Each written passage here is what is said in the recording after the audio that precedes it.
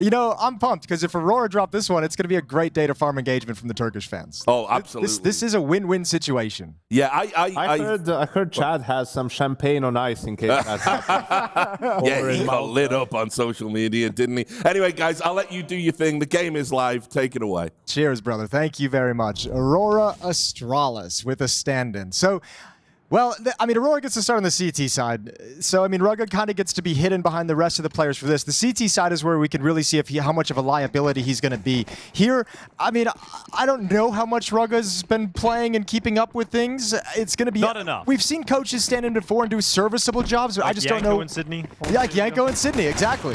Well, we've got Jota, a good start here. Rugga They just baited him. dead now. They're like, you go do that, and we're gonna go into Jose, actually, Rugga. But it's worked out pretty well. They got the bomb planted, at least the force spot in the next round, but a 3v5 to try and win out here. It's gonna be very tough. They've got Madrid on 2 HP, Zantara's down to 1, and there's a couple of kills. HooXi and Jabby coming through with 2. And actually, this could be a Astralis pistol. In fact, they're not gonna get 0 T rounds today. Oh, my lord. Okay, they've turned it around. Zantaras can't get involved in the action with 1 health. You need Wox to hit some bangers. He's already gushed. Nice headshot, but now he's down to 5 HP. Yeah, pistol round for Astralis. No kit even if he gets the kills. HooXi, this shouldn't be an issue whatsoever, and that's a pistol for Astralis. Yeah, HooXi is going to hide back. Hits Ooh, the burst headshot fire. as well, yeah. So a pistol round for Astralis. At least a round today. Let's see if they can win the follow-up here. There's a force spy going to be coming back for Aurora. Rugga's going to be like the bot in matchmaking that you can take over when you die. Yeah, You know, but like- unfortunately can't take over. Yeah, you just can't take him over in this situation. Hey, who knows? Let's see what Rugga can do. But if you're going to keep sending him out into the world like you did on this pistol round to sell some things, I don't know. That's Like a decoy. yeah, it's a funny little pistol round. It looked a little goofy, but it's there. It's a victory for Astralis. 1-0 on the board. Yeah. Always a danger of the force spy paying off here. They've got Stair running out towards the top site. It's a quick take of the A bomb site for Astralis, and that force spy's over and done with. Simple calling, effective 2-0 start. Yeah, and I mean, also, I would imagine the calling is going to remain pretty simple throughout the entirety of the series, right? It's not, obviously, it's not that Rugga doesn't know the tactics, being that he's been the coach for so long and helped develop some of them with HooXi. It's more just you realize the situation and you're in, you get to play a little bit more loose, a little bit more free, because you no longer have your star opera that you're used to all the protocols with. You're kind of just gaming today, you know? Yeah, Rugga also gets his first kill in the round here, so it's going to be Astralis 2-0 up to kick off Nuke. I mean, realistically, Aurora have been given a great opportunity because it looked like they were in free fall. Okay, I got something for you though, little Dinkatron over there. Dinkatron, all right. The last time I've seen that Rugga has an HLTV match on record is when he was standing in for OG as he was then their coach. This was at the Brazy Party in 2023. You remember that one? Yeah, who was their opponent? Things were getting brazy out there. Their opponent was Eternal Fire. Oh no. It was Eternal Fire. The roster is Antares, Emor, Wakadia, Calyx, and Major. Who won? Who do you think? It was OG actually. So Rugga is the secret weapon. He went 8-20 in that series. I'm assuming they had some like internet issues because there were 6 players for OG, so he hopped in at some point. Probably didn't play the entirety of the series, so it was mostly OG. But yeah, that's the last match Rugga has on record. Aurora thinking about that right now. It's in the back of their heads. When I said, "Who do you think?" I actually was just assuming it was going to be Eternal Fire. And then you went up and scrolled down. Actually, OG beat them. Oh dear. Okay, that's great. I love it. So will history repeat itself? I mean, this is Aurora who have been in free fall. They went 2-0 up. You think, okay, in 3-0 game, they end up losing that, then they lose another, and you're starting to see them last chance against Astralis. There was a world in which Aurora could lose this today against Astralis with Device. I don't see how they can lose the series, though, against Astralis with Rugga. Yeah. Ooh. Okay, there's a good start. Yeah, I mean it's a hard situation to imagine, isn't it? It would take someone from Astralis doing something crazy. And remember, there's already a pretty decent amount of moving pieces. Like Magisk is no longer new into this Astralis lineup, but new-ish, you know, and he's also coming off a long extended time on the bench as well. So there's a lot of stuff going on for Astralis, and they've somehow dodged every single bullet on this wall. Yeah, unfortunately for Star, not dodging Zantares, but the rest of the team getting down secret without Further damage being inflicted. 2 players down here already, though, so Aurora kind of know what's going on. They're shifting back into ramp room right now, so you're going to have 2 players with a quick rotation. That'll be Xantares and woxic with his scout. So as long as Jota and Major can slow them down and just be a nuisance. Yeah, this should be a huge victory for Aurora as well, having not invested everything. Just the pistols and the scout. $2,000 left in the bank. Get Jota out in the Raptors, has the peek out in towards him. Rugga finds success. And Xantares with the second kill of the round here. Madra winning in dark. No HP here on HooXi. And he's got the bomb on his back. Rugga is suddenly the only player left as HooXi was finished off. Rugga, and this round goes against Astralis. So Rugga going to be taken off the top of the rafters. Aurora only lose 1 player, Jason, and they only had pistols and scouts, and now they've got 3 AK-47s. Yeah, Major plays that really well, just tucking in behind the box, never dying whatsoever. But obviously the read was there, the man advantage from outside. They didn't have any noise anywhere on the map outside of that smoke wall being erected. So make an educated guess when it's a low-risk situation because you only have the pistols and no armor. And now we have to see if Astralis and HooXi can call with this kind of a deficiency in Rugga within the team at the moment. Against the rifles, against the AKs, against the AWP of woxic.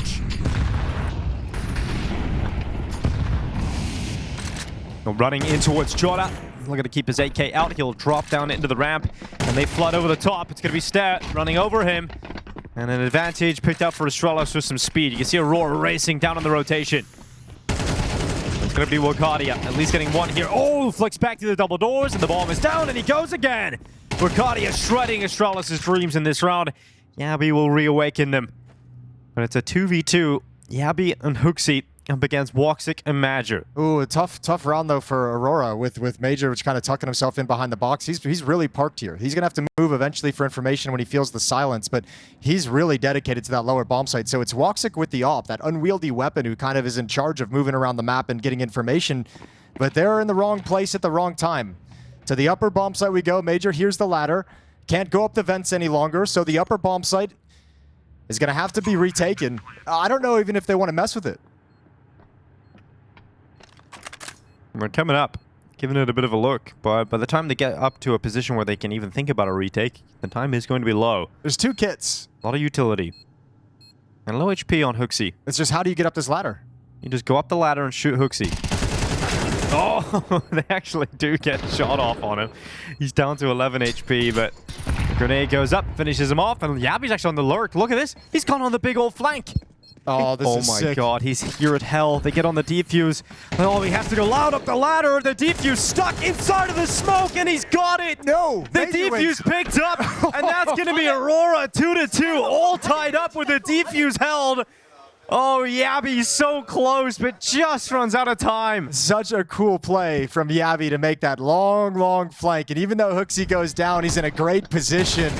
A desperate defuse inside the smoke, but it's all teed up by woxic. A triple kill. I'll tell you what, too, Aurora, they're going to have to get their minds straight, right? Because this isn't going to be your typical game of professional Counter-Strike. We've seen how Astralis has opened this up. Very fast-paced, very simple. This is just a ramp rush. Aurora need to be really careful. There's not going to be the typical kind of timings, the typical kind of move around the map. Astralis is just going to bring it, considering the fact they're playing with a stand-in. Yeah, tactical timeout here for Aurora. Perhaps trying to have that exact conversation you just brought up, and also figuring out what Astralis might have available in terms of a purchase here. It's going to be 2 Tech-9s, a Galil, and 2 AK-47s. For them as well, with everyone going down, it's also about managing the money, right? Trying to have a conversation about where you're going to put things. Everyone needs to buy back up in. How are you going to play? You're looking to have a really strong round, knowing that they're force buying back into things. 2-2. Astralis keeping things close early without Device in the roster. Utility outside. Wall of smokes being set up by Astralis.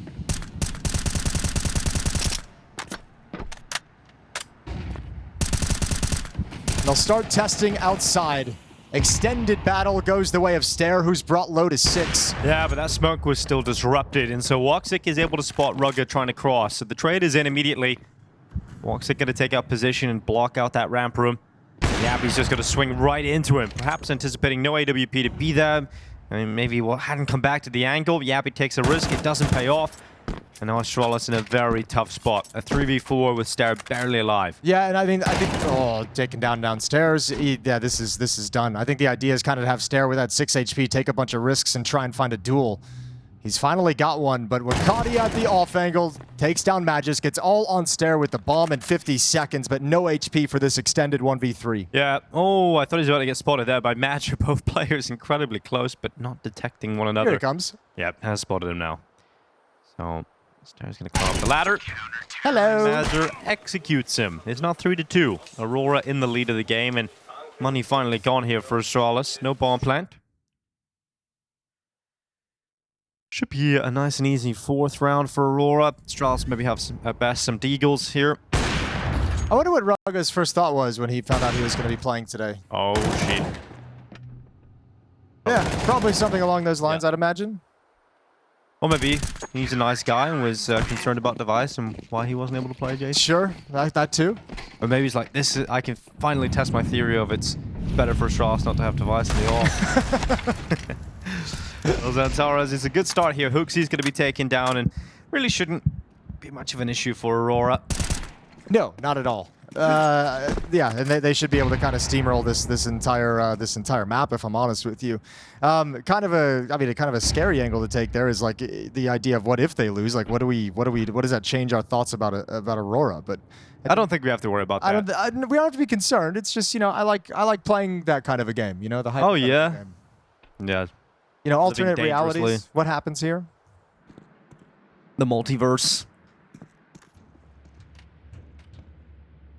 Well, they're just going to take their time and milk this round for all the utility they possibly can out of the Aurora defense, but doesn't matter. Zantaras goes down outside to Yabi. He will fall eventually. Aurora is up by 2. Money's back for Astralis. Now, the problem becomes, as you mentioned at the start of this map, you're going to be having to call a very simple style of CS. So when does your sort of strat book run thin, Jason, when you don't have an AWPer? The nice thing about simple Counter-Strike, Dinko, is your strat book doesn't run out ever. You know, you can always call a B rush. You can always call an upper bust, an upper pop. You can always call whether or not it'll work is a whole different. Yeah, that is the other conversation. But like that's the hard part is I think the thing is I think the slower outside rounds might be a little bit more difficult for, or probably will be more difficult for Astralis just because they don't have an AWPer, right? Like you don't have Device kind of peeking up towards heaven. You don't have an AWPer you can set up to take some picks outside, see if it can find you an opening kill. Those are the areas where you're going to miss the AWP presence. Yeah, and the CT side becomes a lot tougher as well there in that department. Zantaras. Well, if Zantaras is never afraid to wide swing you, like that's the problem when you switch sides. Yeah, he's gonna start lighting them up now as well. Up towards red, it's the first kill.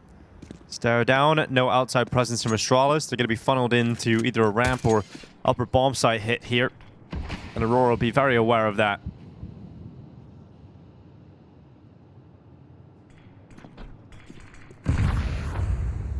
But Aurora were very happy to hear about the news today. Be a very comfortable series for them. Yeah, I mean, there's always, you know, there's some level of discomfort when like the devil you know is taken away. You know, the Device going out and Rugga coming in, you're like, yeah, it's going to be way easier to play against Rugga than Device for sure. But, you know, you also kind of know the timings and how they like to play. You don't know if this is going to mess with anything. Yeah, I think we maybe seen the extent of that in the first 2 rounds. And then Aurora just kind of figured it out. Well, Magisk fighting on through the ramp. It's going to be Jotto to go down, then Zantaras on the cleanup.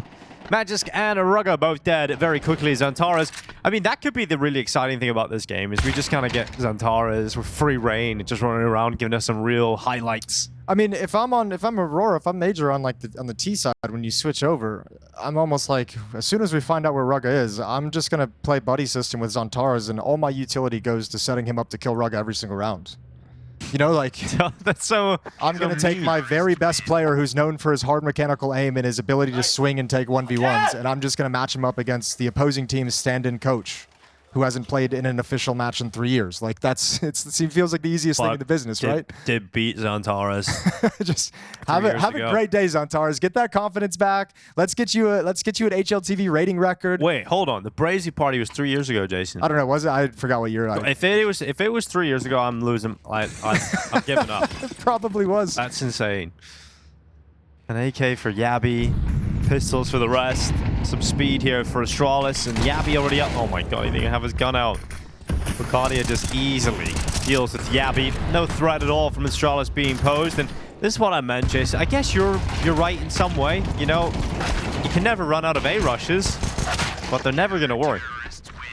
Yeah, I mean, that's the hard part is, you know, if we want to talk about this realistically in any way, the only chance for Astralis, and in my mind on this T side, was to not lose that third round, first of all. They won the pistol, they converted the second. You need to take that and go on a run, right? The first 5 rounds after you win the pistol, when you have an economic advantage, if you don't lose that third round, need to be all going your way so you have that early buffer, and then you only need 1 more for the rest of the half, but obviously... Rugga's on the AWP. Obviously that... Oh, is he? Rugga is on the AWP. Oh, can we watch him? Can we spec the POV? Yes, let's go. Rugga round. Rugga POV with the AW. Oh, he's going to challenge woxic. Please win it. Dude, if he beats woxic, this will be a legendary moment that will never be forgotten. Come on, Rugga. Counter-Strike will remember this day. Oh, this POV is not as exciting as I was hoping for. I really wanted a challenge out of the gate. Well, don't you worry. It's a slow burner. Rugga will get going eventually. 5 on 4 at least for Astralis. Oh my god, they're like, give me that back. Give me that. He got 1 minute with it. Not even. Or did he have like the close spawn to go watch for the push? Yeah, must have. Magisk is like, come on. I've taken some damage. Give me that. Well, ramp room has been vacated. Aurora, with losing Xantar, has shifted the defense elsewhere. woxic is coming back. He'll be playing from the J-Halt. No commitment quite yet. Astralis has gotten stared down towards Secret, so some utility. They're trying to make Aurora nervous about the lower bomb site. Not happening yet. Stare's going to come up the vent. They're coming right back up to this upper bomb site.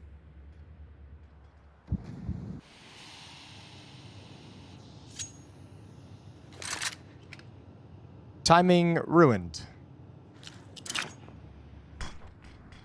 Well, smoke down to main. They come flying up. Bucharest waiting. That's the bomb. And that's Rugga. Good trade here from Yabby to keep things moving for Astralis, but Jota still at the back of the bomb site. Actually gets overwhelmed by HooXi. And Astralis do break through. Yeah, that's the player coming up vent just completely circumvents the door defender, and he's the one that ruins the day. So, I mean, there's a nice little round from Astralis.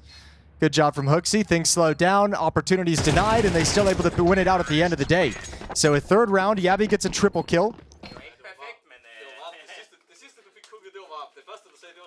And then they speak happy Danish to each other.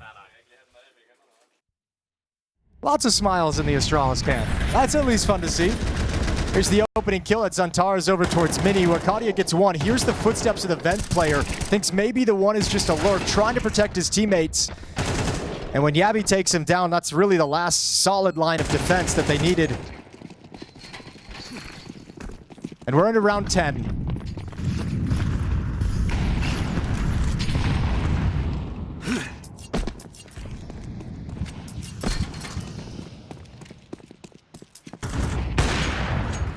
woxic not able to spot too much out. A lot of bullets flying towards him. The smoke breaks in, and no one from Astralis put in harm's way. There's a chance. woxic doesn't take it. They've got one player down Secret already here, Astralis. That's HooXi making the charge down there.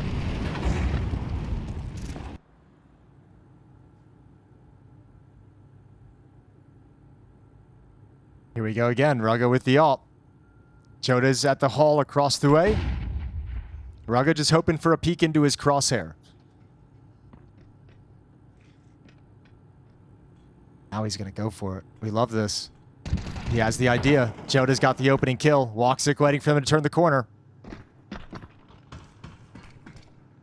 Flash is going to take him off the angle for just a second.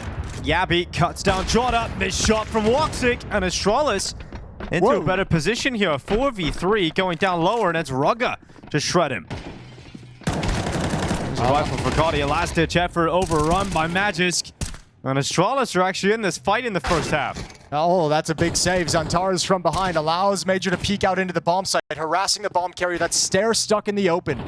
Reposition, but Xantar's goes down, and this 1v3 seems unlikely. Astralis yet again found the solution, cracking into the lower site.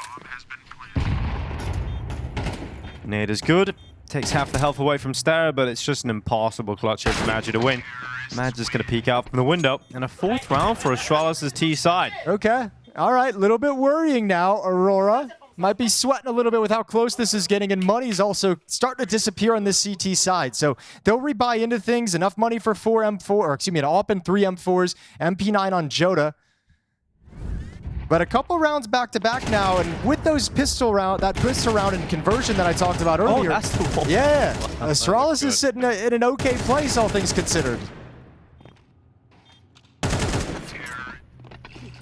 I don't mean to be the Debbie Downer, but if we're getting hyped up for Astralis, I just want to warn everyone, the CT side is going to be way harder than the T side for this Astralis lineup. Yeah, no primary AWPer. On the CT side of Nuke is going to be an extremely difficult situation to have to try and get around for Astralis. We've got Magic dropping onto main. His teammates are down lower, and again, another opening kill in favor of Astralis. Not going to be a follow-up, though, as Magic is able to hold on. But they're down lower. They already got 2 players down here, and the bomb is being planted. Okay. Nice kill from Yavi. They might just do it again. Looking to even things up going into halftime. Joda making his way in. Stare, I think, fell asleep. Wasn't listening to the headset, and now Joda's inside the bomb site. Yeah, could that be the mistake that allows Aurora to win this round? Astralis have put themselves in such a good position. Into the post plant. Rugger winning out the double door stairs, but it's woxic to come out on top of the fight with Yabi. Rugger going down. All of a sudden, just HooXi, and this is a round they can't let go, and they have. Aurora recovered. How does Stare get that much freedom? No one watching for that progression. I'm amazed Stare didn't hear him, didn't seem to have any kind of a reaction while looking up. But a pretty desperate retake, and that avoids, I think, another very frustrating round loss. If you had been broken there, I think Aurora's really in the dumps. Close but no cigar, and we're still smiling.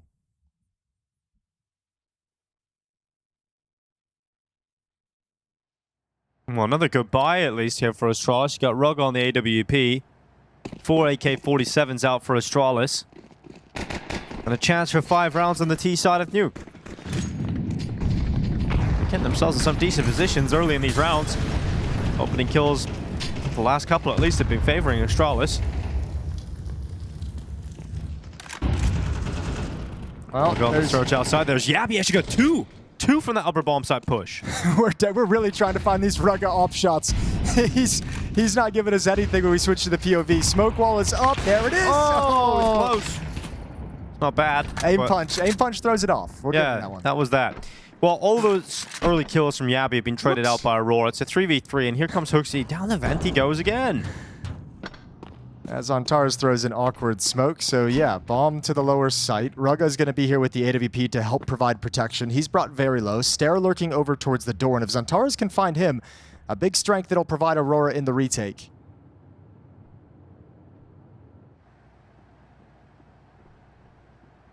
Yeah, Zantares is going to slip over towards the ramp room. We'll join up with his teammate. All 3 coming from ramp room. Can Aurora pull off a retake on B again? HooXi is close up. He will be the first player to fight, the first obstacle for Aurora to get around. And HooXi's waiting. Should be getting 1 with the distraction of his teammate. HooXi actually gets a double, and then Rugga closes out with the AWP. 5 rounds for Astralis' T side on Nuke. All right, that's a lot better than I expected. 7-5, very impressive that they're able to scrape that together. Hit a little bit of a streak there. Yabi has the big impact, 14-7, triple kill on their first gun round win that put them on a streak to begin with. And yeah, if you're Aurora, you're like, okay, well, you know, that's a bit of slap in the face. That's a bucket of cold water in the morning, wake you up a little bit, and now you got to go into this T side. Even though that half is close, and you have to kind of have that air of confidence of like, guys, we can't play scared. They have a stand-in. It's a coach playing for them. Let's not be afraid of anything. Continue to play the game. But it's kind of interesting when you think Astralis has actually managed to scrape enough rounds together to keep this close and keep them within striking distance. And then you also take in the factor, at least in my mind, that Aurora is one of the most brittle teams prone to those mental collapses in games. Like, you kind of do look at this and say, the situation is primed. Like, the opportunity, you know, as crazy as it seems. Win the first map and you have a crisis of confidence. Who knows, Aurora potentially might be eliminated by Astralis with a coach stand-in. Well. I mean, Train's up next, so That's the recovery. Even if Okay. Aurora somehow do lose Nuke, it's so hard to see it happening. But HooXi gets started the pistol round here. Jota has gone down. It's an opening kill for Astralis. I mean, winning both pistols is the win condition for Astralis. You need good starts in both halves here. And they're up a player. Gonna hear the steps in the ramp room. Stair gonna be backing away. But not fully. Yeah, he's screwed now. Just got to fight. Or is he? Go back and try and get a flank going on here. Yeah, they didn't push down on him whatsoever. Oh, but he does get spotted. Zantara's aware of that possibility. We'll deal with Stat. That's an awkward kill or death to take, though, if you're the Astralis defense, considering he had dropped down, because none of your players are in a position to cover the lower bomb sites. So now you know they have ramp room. They could have dropped down, and you don't really have information of where this is going to end up. Flank is coming in from Yabby, and that's going to combine with a pinch from Hut.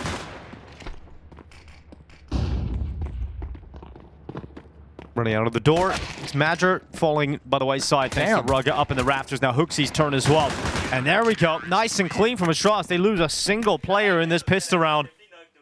MIBR's hyping his coach up. I like that. Well, it goes wild, goes hog wild for the one shot from Rugga up in the rafters. That's a beauty. So trying to keep the positivity going on the Astralis side of things. And there's a lot of reasons to get excited if you're one of the Astralis players. 7-6 coming into this. Okay, CT side. Get off to that good start. Money's going to grow, and we'll see what Aurora does. It's going to be 7-7 because there's nothing worthwhile here for Aurora. Nothing. This should be nice and easy. Astralis are going to tie the game up. How are we here?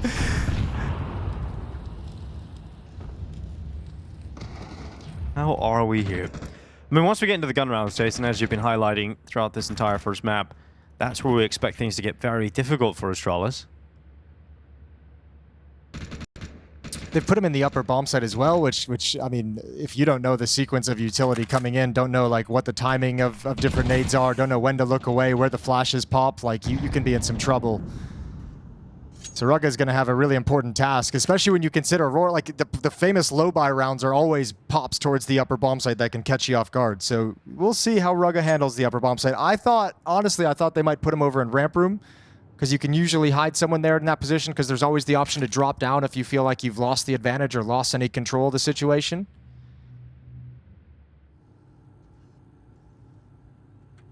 Centaurus creeping on out with the Deagle. Magisk keeps his head down, allowing Stair to be first contact, then Magisk will appear as a surprise. And there's Stair's first contact. Magisk then peeking up, and it's the combo to shut down everybody from Aurora. And we have got a 7-7 game all of a sudden.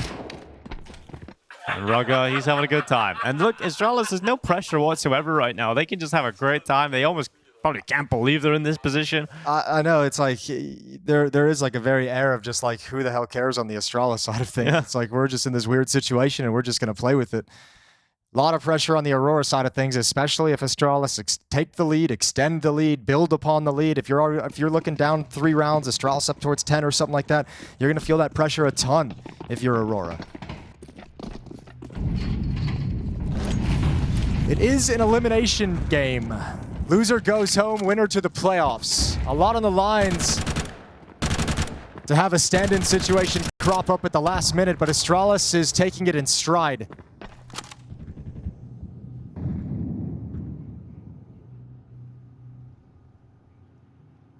Stair winning at Secret. Aurora got Centaurus up towards Silo. Well, the utility dropping now outside. Centaurus just on the prowl, looking for his first victim with the round spots. An elbow. Does a lot of damage. HooXi's going to be finished off by utility, but look at this peek up from Stair. It's instantaneous, and it's a response, but Centaurus dropping down. Wakadia moving with him outside. And this is what we anticipated would happen once the guns come out.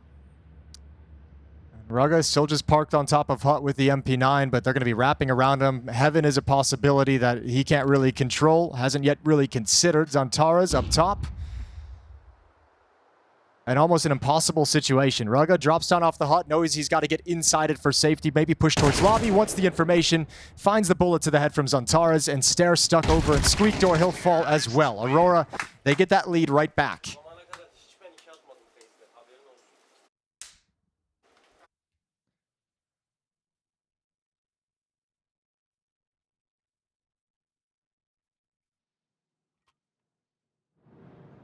Well, Rugger had a scout. No longer does he have that. That's going to be a FAMAS coming back out for him. All right, well, Aurora could break the money from Astralis, set them back quite substantially. Magisk actually going to be AWPing on the CT side here. He's going to go outside. Flash is up, and Magisk, good start. Wakadia down. All right, new AWPer in town, baby. Nice shot from Magisk. Rest of Aurora over in lobby. No outside presence. A little bit of a lean towards ramp room for a player, but it's still smoked off for now. So Joda is going to line up towards Hut. Major going up on top of the roof signals they want to do a little bit of upper utility. Maybe it's a pump fake to bait out some counter nades, but with all 4 players here, no one wrapping back around outside, there's not really any other option but either hitting ramp or hitting the upper site.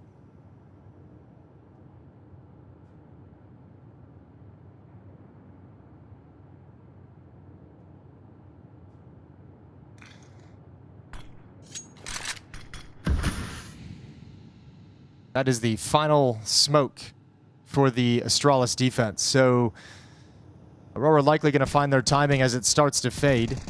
Joda's still lined up as if they want to hit through Hut eventually, just making sure nobody's pushing in and getting in their face. But they've got some time if they want to change the game plan at 38 seconds. Nobody's budged. Nothing's happening on the map. Everything is the same as it was 30 seconds ago. Now we smoke off Mini, and here comes the attack.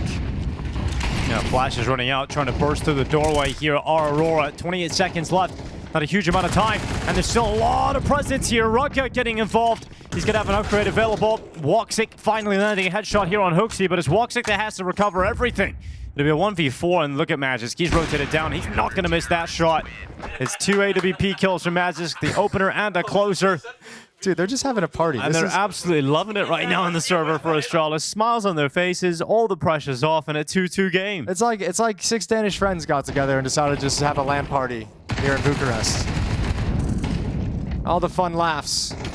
Rugger does secure Hut and make sure that rush goes nowhere. And Aurora, there's some of that frustration starting to rear its ugly head. Second tactical pause for Aurora as they talk things over. I'd be pretty frustrated too. Why is it not working for them? They're getting beat.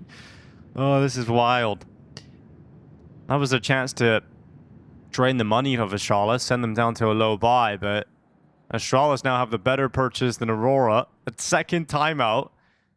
Oh, it's getting to that crazy territory, isn't it, where we are starting to think about Astralis actually winning this map. When these things always happen and like we step into like cast a match and we just hear about like a roster swap like this or a stand-in situation, it's always like there's always like a moment of like, I don't know, like, is this game gonna be like a little bit of a joke? Is this game like because we have a coach stand-in who can handle it? This is feeling serious all of a sudden. It's feeling very serious that Aurora could be in trouble here. 8-8. And it's not looking good. No money after this buy is so very necessary for Aurora to have some kind of success, some kind of impact. 3 AKs, a Galil on Joda, Deagle on Major. Huge gap, a huge miss smoke in that wall.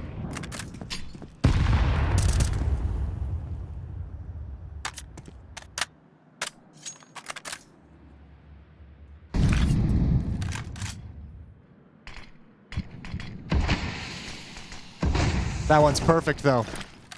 HooXi has the opening kill. Wakadia goes down. Magisk sees nobody on the cross quite yet. Aurora still very much slowed down.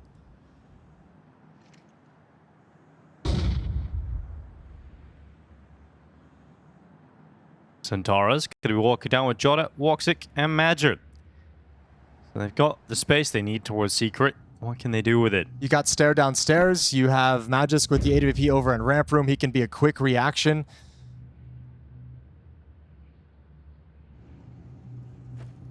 Unfortunately, there's no information towards lobby or what's happening lining up outside the A bomb site, so no one else can cheat downstairs or rotate over. But now Magisk is kind of here as well.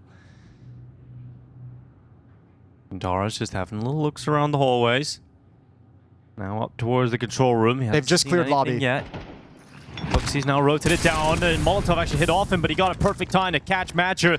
Another kill in favor of Astralis. Door wide open, pressure on. 15 seconds left for Aurora to put that bomb down in the site. Joda can't spin back. Astralis only lose a single player. Aurora's playing scared. Aurora are playing scared. And you said coming into the second half, that's the conversation they need to be having ahead of this. It's like, guys, we may have, be up only 7-5 right now, but we can't play scared going into the second. They are, and now they've got no money. This is Astralis looking at 10 rounds. Aurora's playing not to lose at the moment. I mean, there's no strength to that. There's no hit to that. That took a long time to come to fruition. There was so much time for Astralis to kind of stay in their spots and then 30 seconds later say, oh yeah, we could probably clear lobby right now and figure things out. And Aurora still hadn't pulled the trigger on the lower bomb site hit. I am feeling very afraid for Turkish fans around the world. Coming at the ramp room. At least Madger got one opening here with the Tech 9. Stare dead. Can Aurora win this on pistols? Can they give themselves some life here in the second half? Madger's to respond. He's playing pretty well with this AWP. Yeah, one drop down as well. That's Yabi. He's been playing over control windows. Zantares breaks it, wants to challenge, wants to take this space. Big shot here from Yabi. It's only one kill though. Zantares gets his hands on an AK, but look at HooXi racing down on the rotation. It's a double kill. woxic and Zantares. HooXi cleans up. And this just keeps getting worse for Aurora. One thing I've touched on with Aurora throughout this event when we watched them playing, I've mentioned they also seem to have simplified the playbook a little bit where there's a lot more grouped up tactics than I'm normally used to. I think at the moment, Astralis, I don't know if that's like research or if it's maybe a game plan they came up with. It might not even be a thought in their head, but that's at least a disadvantage in the sense that Astralis is so... They're throwing caution to the wind. Everyone's rotating very, very quickly to the attack. They're not so concerned about finding lurkers and going slow. They're more concerned about getting to the bomb site to prevent the bomb being planted, whereas other teams that play default would have lurker in various positions. But Aurora's not bringing that style out right now.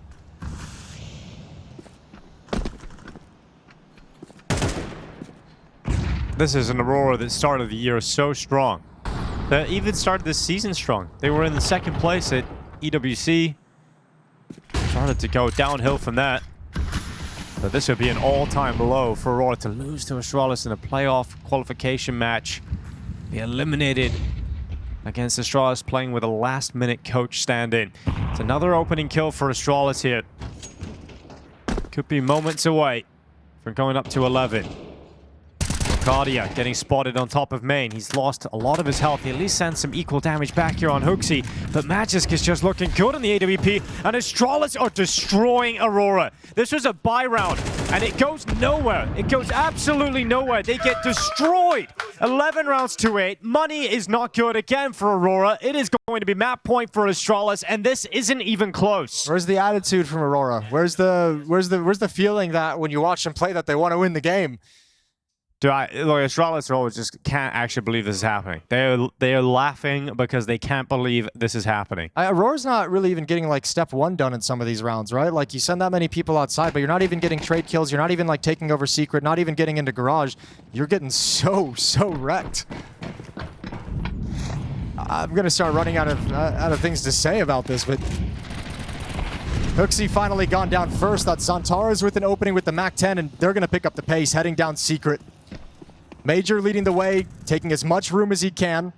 Going to be followed up by the bomb on woxic and Zantares with low HP, but again, Stairs already got this early rotate down here.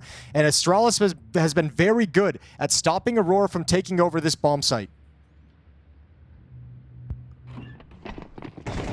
Well, out to the site, Stair got a double.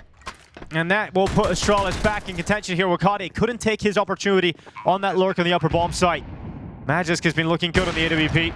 Close to a shot on Jordan. Moving forward, the Tech 9. Gaining ground, getting ever closer. Another kill, this time from Rugga. Zantares low HP. Jordan's going to win the fight. And now it's Rugga for the clutch. Will it be Rugga to grab map point for Astralis? The last second stand-in coach has got it down to a 1v1. Jordan out in hell, and he will save them from the embarrassment of that at least. And 9th round from Aurora. They prevent map point from going against them at least for a little bit longer here. Yeah, desperately needed round win. That's a great opening provided by Zantares, and it still just kept it simple, just a faster pacing, a faster timing, and eventually just throwing caution to the win and popping that door open and hitting the site.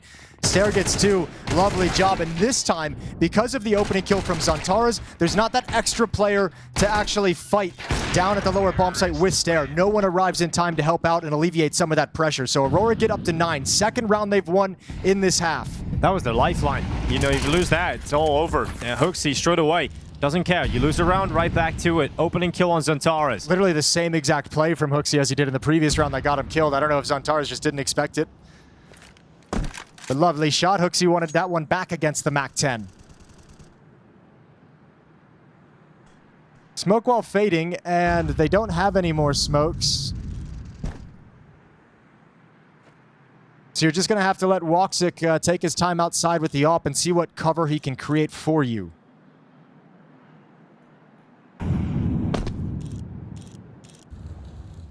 Oh, Yabby and Wagadia. Inside of the smoke, Wagadia. Oh my god, he starts firing first. He clocks that idea, but Stair wins it. And now woxic has to fight on. He takes a dink on board, then finished off by Magisk. And this AWP has not been a liability. Magisk has been fantastic. Jota coming through main. 45 seconds on the clock. Molotov to the back of the bomb site, followed by a grenade. But it's not going to land in position to put pressure on Rugga as Magisk continues to carve up this Aurora attack. A mature 1v4 required, and it does not look even slightly possible. Astralis will be at map point on Nuke. Yeah, I mean, a lot of attention obviously going to be in the Rugga situation, but Magisk is putting together quite a nice half with the AWP, looking very sharp. Major stuck behind the site, won't even be able to get the first step out. And a big smile on Magisk's face. Astralis gets up to 12, and they have got 3 chances to shock Aurora with an upset victory on Nuke to start this series. When you talk about the brittle mentalities of Aurora players, Jason, to lose the opening map in an elimination series against Astralis with a coach, what does that do to your mentality? Honestly, I think it's a bigger talking point for us outside the game than it will be for them between the maps, right? Like, that's a conversation that they're not even going to bring up the fact that it's a stand-in, that it's Rugga. Sure, but it's going to be in the back of your head. Yeah, probably to a certain extent. But remember, they lost the opening map against Liquid in that series they played against them a few days back. Train was the second map in that series as well. They went on to stomp Liquid on Train and built up so much momentum from that win that it woke them up from a sleepy first map, which is what we're seeing again here today. Yabby opens up. Astralis 4 kills away from collecting map 1 of this series.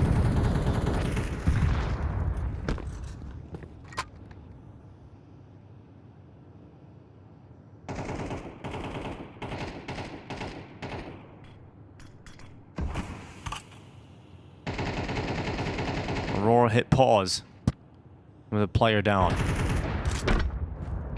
Magisk coming at him now. Molotov's up, missed shot. Molotov comes through on his feet. Can't get away. Xantares just raced through it. Stair cut through. HooXi's position strong though. Xantares continues to run. He loses his life. Astralis once again ahead. That's a solo play from Xantares. He's trying to take advantage, makes a big assumption that HooXi wouldn't be around there. Goes down, so Magisk is going to back away. He feels a lack of pressure, drops a smoke on the ramp. woxic and Wakadia force back to lobby. They'll join up with Major, and then line up in a 3 versus 4, 40 seconds on the clock, and try and work their way into the upper bomb site.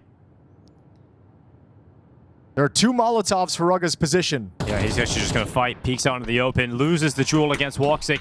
More pressure on HooXi, and he wasn't in the right spot. Matra comes through with an important frag to keep them alive inside of the site. 24 seconds left. That's the bomb. And Yabby dueling with woxic. So close to the kill, but can't pick it up. So it's Magisk racing up to the top of the ladder at Heaven. It's going to be so difficult now with these awkward fights with this weapon in hand. They can double peek him if required, and it's not even. woxic makes sure it's 10 for Aurora. And the dream of winning Nuke reopens again. They've got to fight back into overtime. Yeah, still looking pretty calm. Still looking like it's not super panicked over there yet for Aurora, outside of those little moments of frustration after a couple of rounds. Outside of this one, after the victory, looking like they still got work to do. Magisk has the AWP in his hands once again. This is the chance that Aurora has been looking for quite some time. You've brought the money very low. 3 M4s and AWP, MP9 on Rugga, but there's no cash built up on Astralis behind this. So if Aurora can secure this 1 round, they've got themselves overtime in all likelihood. Dominant start to this half for the Astralis defense, but you can see in these last 3 rounds, 2 of them won by Aurora, starting to piece it together, starting to have some success. Well, this is the one for Astralis to close it out. Your best chance to win this map. If it gets into overtime, it's going to be quite tough. Aurora should have enough in them. to then get it over the line. I would favor them if we go to OT. The Astralis have got to get this opportunity. The money will not look pretty if they concede this one. The last round of regulation. Match is confident, pushing up, looking for the opening here is Xantares, but Xantares has fallen foul to HooXi a couple of times out here. Needs to be careful, and the shot is sent off. Magis gets away. And a risky game, he goes back for a second pot. Gonna actually have Stair going towards Secret. It's been pretty solid here, Jason, throughout this half. Here he goes again. Oh, flashbang is perfect. Right when Rakadia's looking for the fight. Deep nade as well. Does great damage on a Joda. Lovely sequence from Stair. He backs away, and Astralis have an advantage. And just slowing down now. Aurora once again at 4v5. They've shown that they can pull these back, though. Doesn't always lead to an Astralis round victory. You just got to be careful with how you want to do it, right? There's only 2 smokes left, so do you want to use those for the cross? And use them for Hell Window over towards lockers. HooXi being burnt out. Garage smoke in as well. And Shot is going to start moving out towards Secret. Stair's already down here. He knows about Stair. He is the player to remove Wakadia at the start of the round. How far has he fallen back? And yeah, it is an off angle. One that's going to be tough to be ready for Jota. He nearly gets away with a second kill there. Close to it. Magic down to 24 HP. Yeah, but it's the AWP that's dropped down first. Magisk, so okay, he drops way in towards Dark. There's also an M4 who's arrived. That's HooXi. Lower bomb site is where Major's going to try and pull off a fake, but the bomb is working its way back towards Mini to head to the upper bomb site, where it's Yabi who remains inside the site behind the silos. So Yabi could close the map for Astralis. And Rugga will be his support. He could do enough here. They're clearing out door, no secret now. Rugga can sell his life, go for the peak time. You've got to start planting right now, and that's it. That's the map. Astralis have closed it out. A day without device looked to be disastrous, but Astralis do it on map 1. Yeah, device who, Dinko? I mean, look, what just happened? I'm kind of actually stunned. Even that last round is so illustrative of everything that's wrong with the... Should be an Aurora victory in this kind of a scenario. I just want to see them not play scared. I think one thing too is like on Nuke, I mentioned I thought like Rugga might get parked over in ramp room because you can like drop down into safety. You know, if it's ever needed. They obviously didn't do that. We're getting some high fives around. This is perfect. We're gonna be going live, as you guys can all tell. woxic's ready to party. A map like Nuke, though, like with how closed off and restrictive the bomb sites are with some of the choke points, it can be hard. I mean, it was obviously not the easiest thing in the world for them to exploit Rugga, but where do you put him on this map? You know, to be like, there's nowhere on this map you can play and not be a liability on the CT side, you know? Yeah, well, we're about to find out, aren't we? Aurora on the T side, Astralis on the CT side, ready to get going into this game. We've got Xantares already out and dead at the hand of HooXi. HooXi just hit like 4 shots through that smoke as well, all accurate. Magisk has gone down, but Aurora not committed. Looks like they're going to wheel themselves back towards the inner bomb site. That B bomb site, it's Rugga way far back. Wakadia hopping out. Oh, just about avoids the brunt of the damage there as that plant comes in down on default. Yappy going to make his rotation in with Rugga just beside him. And Jota comes out on top of that fight. Now got Yabi up at the elevated area, but it doesn't matter. Stair just comes racing back into this retake. It's 2 kills for him. Yabi with a kill, and now Madra having to deny the defuse. HooXi's trying to stop it from becoming a reality, and he will. Don't tell me this is how things are going to go today, Dinko. Oh don't tell me God. This is the kind of... I know it's just a pissed around. I'm trying not to get ahead of myself. This is going to be a little bit crazy. We're all going to be... Astralis mice are working. We're all on this ride together today. Just remember that. 1-0 up for Astralis. They get the M4s out. Well done from HooXi, the opening kill and the final kill. Drills Xantares over the top of the smoke. And this stair flank hits such a nice timing. And again, this is always happening on Nuke. Astralis more than happy to push the extremities of the map on the CT side. Aurora haven't quite caught on to it yet. Nades are out. No one's coming out T-mid quick, so no damage done to the Turkish players. HooXi with the idea of being stubborn, with the mentality of being disruptive, and HooXi just peeks through teammate. Oh my God, HooXi, this is ridiculous. It's awesome. How is he getting away with this? The legend of HooXi. It continues. A new legend being forged today. Yabi on the oil train. Aurora down to 3 players. Magisk pushing out of IV. Bomb is on the ground. Magisk dropping into 4 HP over on Wokadia. Yeah, and Magisk doesn't have to fight here any longer. You can just back away and play it safe, but he feels like he's got a great advantage. Yabby has no clue. Joda's kind of lurked out above him. Now he spots him, but both players down, and Joda can't complete the kills. And okay, well, Aurora doesn't even get to do anything in this round off the back of HooXi's push and double kill, and now the follow-up Magisk push. There's just nothing going on in this round, so an easy 2-0 should be closed out, and will be. Oh my, they don't even lose a player here for Astralis. Not and the at laughs all. continue. All right, sign me up. I'm on board. The 2-0! Is that what you signed up for? Yeah, that's what I'm signing up for. Okay. Sounds like it's going to be a fun journey. Not for Aurora, though. They have to take an eco here. They're going to be a couple of Tech 9s out. Astralis having a grand old time, especially HooXi. And there shouldn't be too much issue in winning this one either. Should be able to build up even more cash. They could be rich as hell after just 3 rounds of play. They might not lose anyone. 2 Deagles they got to worry about on Joda and Major. Tech 9s on Zantaras and Wokadia. That's a coach flash right there. They got Rugga. Oh, not making it look too pretty there. Magisk has fallen. Uh-oh. Should have been easy for Astralis in this round, but they figured out where Rugga is. Might have been a bit much on a round like this where you know it's going to be a low buy to have the shotgun push lower, the aggressive stance in the upper halls. Still should have a great chance to recover with the advantage of weapons. No utility really, just a Molotov picked up for Zantaras. Stair cannot die. He just, it's like the only rule that he's got in his round right now is that you're not allowed to die at this moment.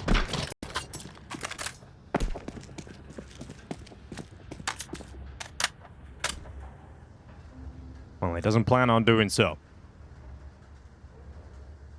He will wait at the bottom of the ramp, just in behind Thomas. woxic leading with a shotgun, realizes that's not the weapon of choice, and then Stair mows down 3. I like the attempt, but just not the kind of range for that XM Chem 14. It is a 3rd round in a row from Astralis. A nice cleanup there from Stair to come back in. He's got a 7-0 start individually here. Might have been a little sign of disconnect within the Aurora team. After those kills towards inner, Major picked up the M4 and like stepped forward to challenge more into the bomb site. No one else came down the lower ramp with them. So I'm wondering if that's a disconnect of saying Major thinks this is the best play, maybe, and like no one else is really following up, or no one else really had that in mind or envisioned for what comes next. We're at a 3-0 start. Off is out in the hands of woxic, but I mean, it's out in the hands of Magisk as well, and we all know what that means, Dinko. That he's the better AWPer. There we go. Yeah. The CT side have the advantage. At least today. But maybe that new mouse from woxic will be able to allow this T side to get off to a decent start. First buy round is up. HooXi just jiggling in towards Pop and the smoke in his hand. Magisk and Yabby with a setup towards Ivy.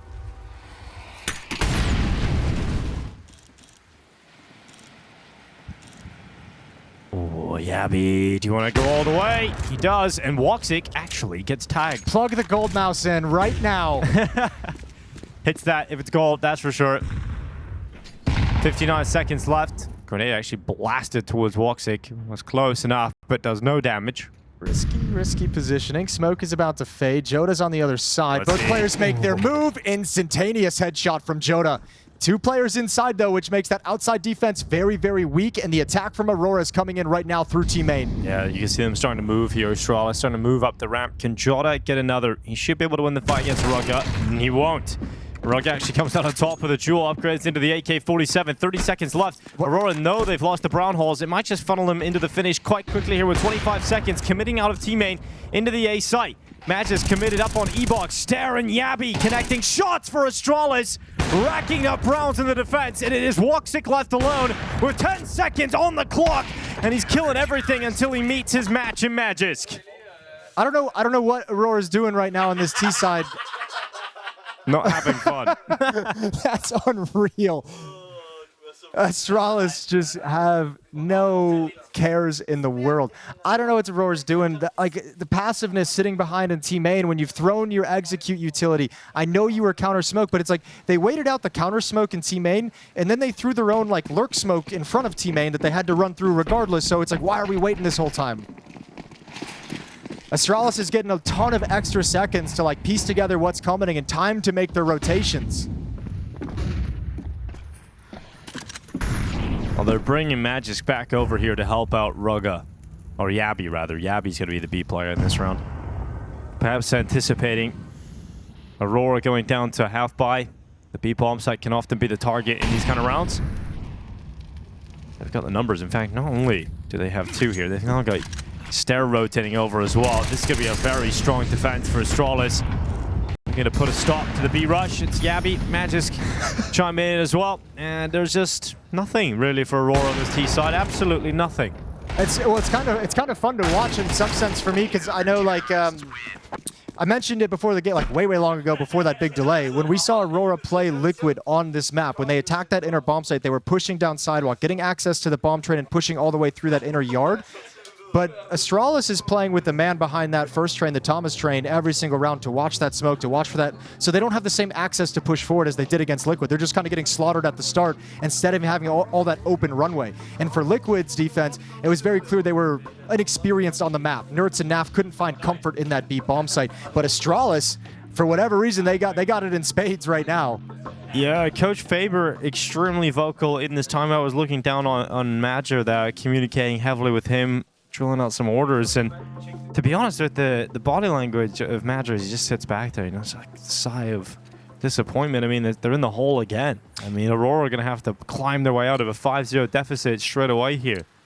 I think this is a lot of frustration across the year, compounding and piling up, and it's rearing its ugly head. It's not necessarily something purely at this event. That might be the straw that broke the camel's back, but it's all about this whole year just have been stressful and frustrated for this Aurora squad, able to get so close but never able to lift the trophy. And now you're taking steps backwards. Rugga as the bomb site anchor. He's going to be playing at retake, falling all the way back. There's no noise outside. Astralis haven't yet pieced together what's coming.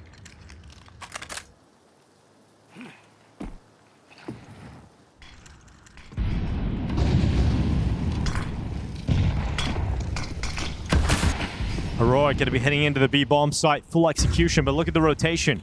Astralis are arriving. Aurora making the move. They've got out of the ramp. They catch Rugga completely unaware.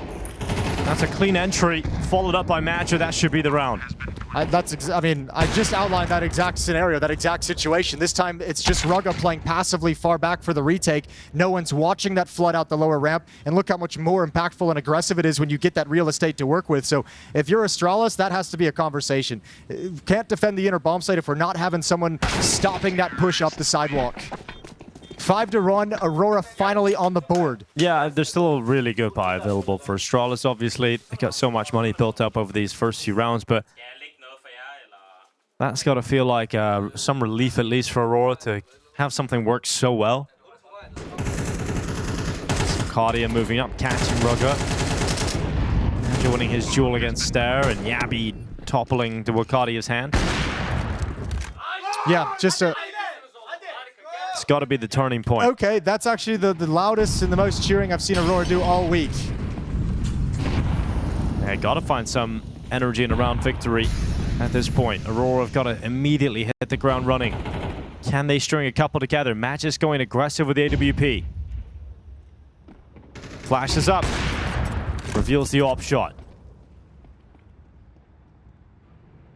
Wakadia has the space towards Pop Dog to play with. Stair's timing. Looks away at the wrong time. Wakadia just walks into the open.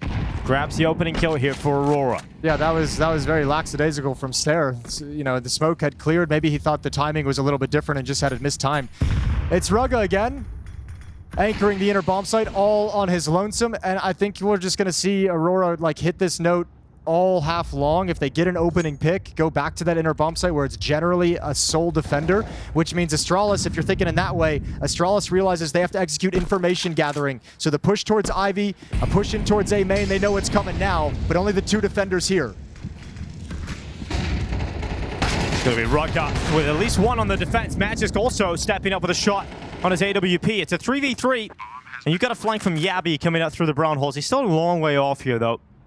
Actually, HooXi's straight up bailed out. Repositioning, it looks like. Going through camera all the way back around to CT spawn. He knows he's got the time for this route with Yabby coming in on the flank, but he's going to have to drop down and make a noise cue if they're going to go for this.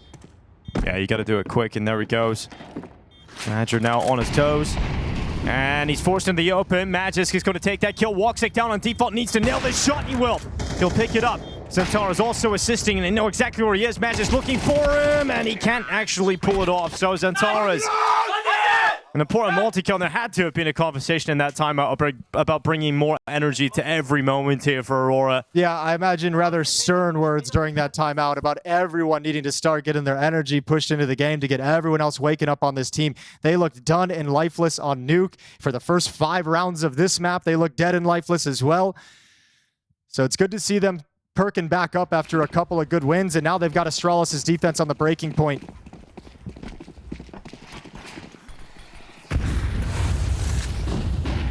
It's quick out from Wakadia. Stare on the lineup, and a speed up play into the A bomb site has been stalled out by Stare. HooXi also receiving a lot of damage though. Committed to the E-box. Jordan should have the up on him, and he will. So 3v3, and all that initial damage from Stare has been equalized by Aurora. And actually that smoke that's just dropped right at the end by HooXi denies information over to Yabby that Aurora have completely vacated the premises. All 3 of them back off. Looking for pushes, looking for flanks coming from Ivy, coming from Minner, but haven't yet made a decision on where to end this round. Rugga's parked himself over an Ivy, which that's a position at this stage in the round you could probably start vacating pretty soon. Not a whole lot of teams head to that position at this late stage, and now we're seeing the quiet shift back towards the inner site.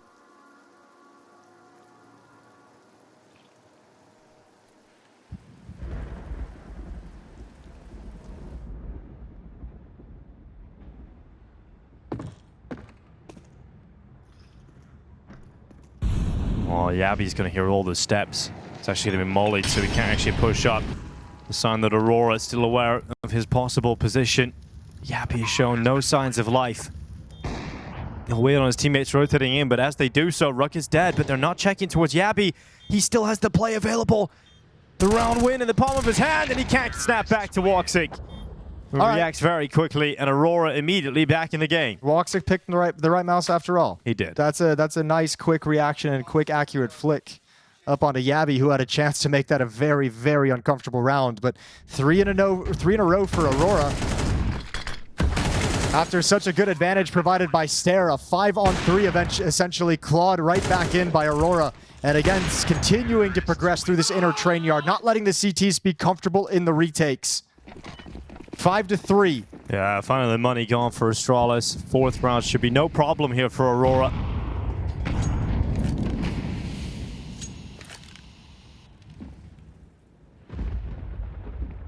$5-0 down.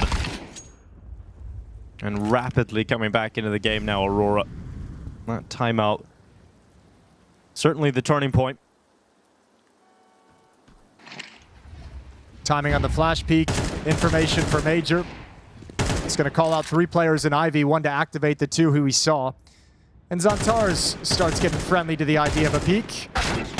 An open death match. Stare shuts him down, but it should be just fine for Aurora with these AK-47s. And that's a 4th round for the Turkish side as they creep ever closer.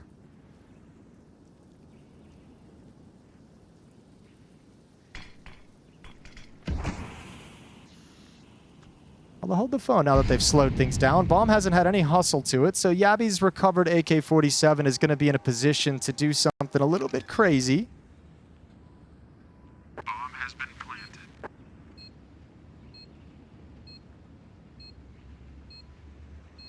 Stare out into the fight and immediately taken down by Major. Good shot from Yabby. You know where he is now, though. He just spotted the next victim. He's pulled into the fight against woxic, who easily peels him away with that AWP. Yeah, really nice support from woxic at a distance, covering that eventuality for his teammate. 4 in a row. Can Astralis regain a little bit of momentum? Can they provide a stop strong enough to let them build back and start putting some more rounds between them and Aurora? HooXi still doesn't seem too stressed, barking out some orders, but a little ghost of a smile on his face. Yeah, I mean, it's just a reminder, you know, Astralis are coming into this game with no expectations of themselves, right? I mean, the fact that they won the first map is shocking. To have been 5-0 up on train. Starting to get really worrying now for Aurora. Magisk, they catch out Jota. Good start here for the Dane. I think Wakadia might be feeling motivated to challenge upper on a timing at some point, even with the man-down situation. Aurora being patient, waiting out this first salvo of utility from the Astralis defense.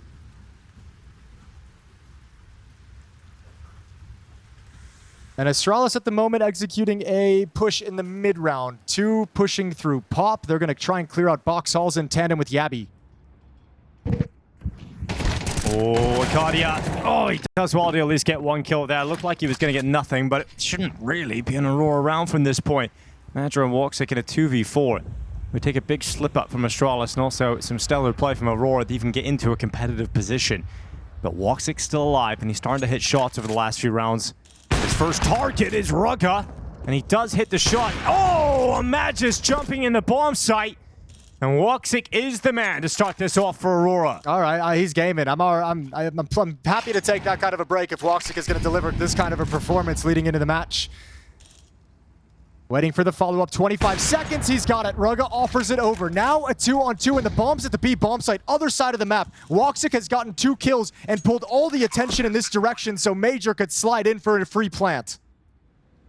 Yabby wants to kill in the AWP though. He should have it. woxic, oh, there's a second when that bullet misses. You think with the way woxic's playing, he might be able to get away with it, but it falls to MIBR in the clutch. The 1v2. He's had his moments in this competition individually. Needs to step up here. He could tie the game. Waits at Thomas. He's being split on. Sandwiched in. Yabby making noise. And HooXi coming down the ramp on the flank. It's just too much for MIBR to handle. And 6 rounds for Astralis. They are back to winning ways on the CT side. I don't know if it's what kind of made MIBR not really consider the flank, because it was probably an odd timing considering the situation of the round. But Yabby throwing that flashbang to the other side of CT spawn as if he's simulating someone getting flashed around the corner. Might have made MIBR feel like 2 were coming from CT spawn. Either way, it was always going to be a hard clutch to win, but woxic did an incredible job making it possible in the first place. Moving forward, though, there's not the money for an AWP, even with that plan, even with the stretch of rounds that they won. They can only afford AK-47s and Tech 9 on MIBR, so big advantage in the round for Astralis, who still have an AWP in the hands of Magisk.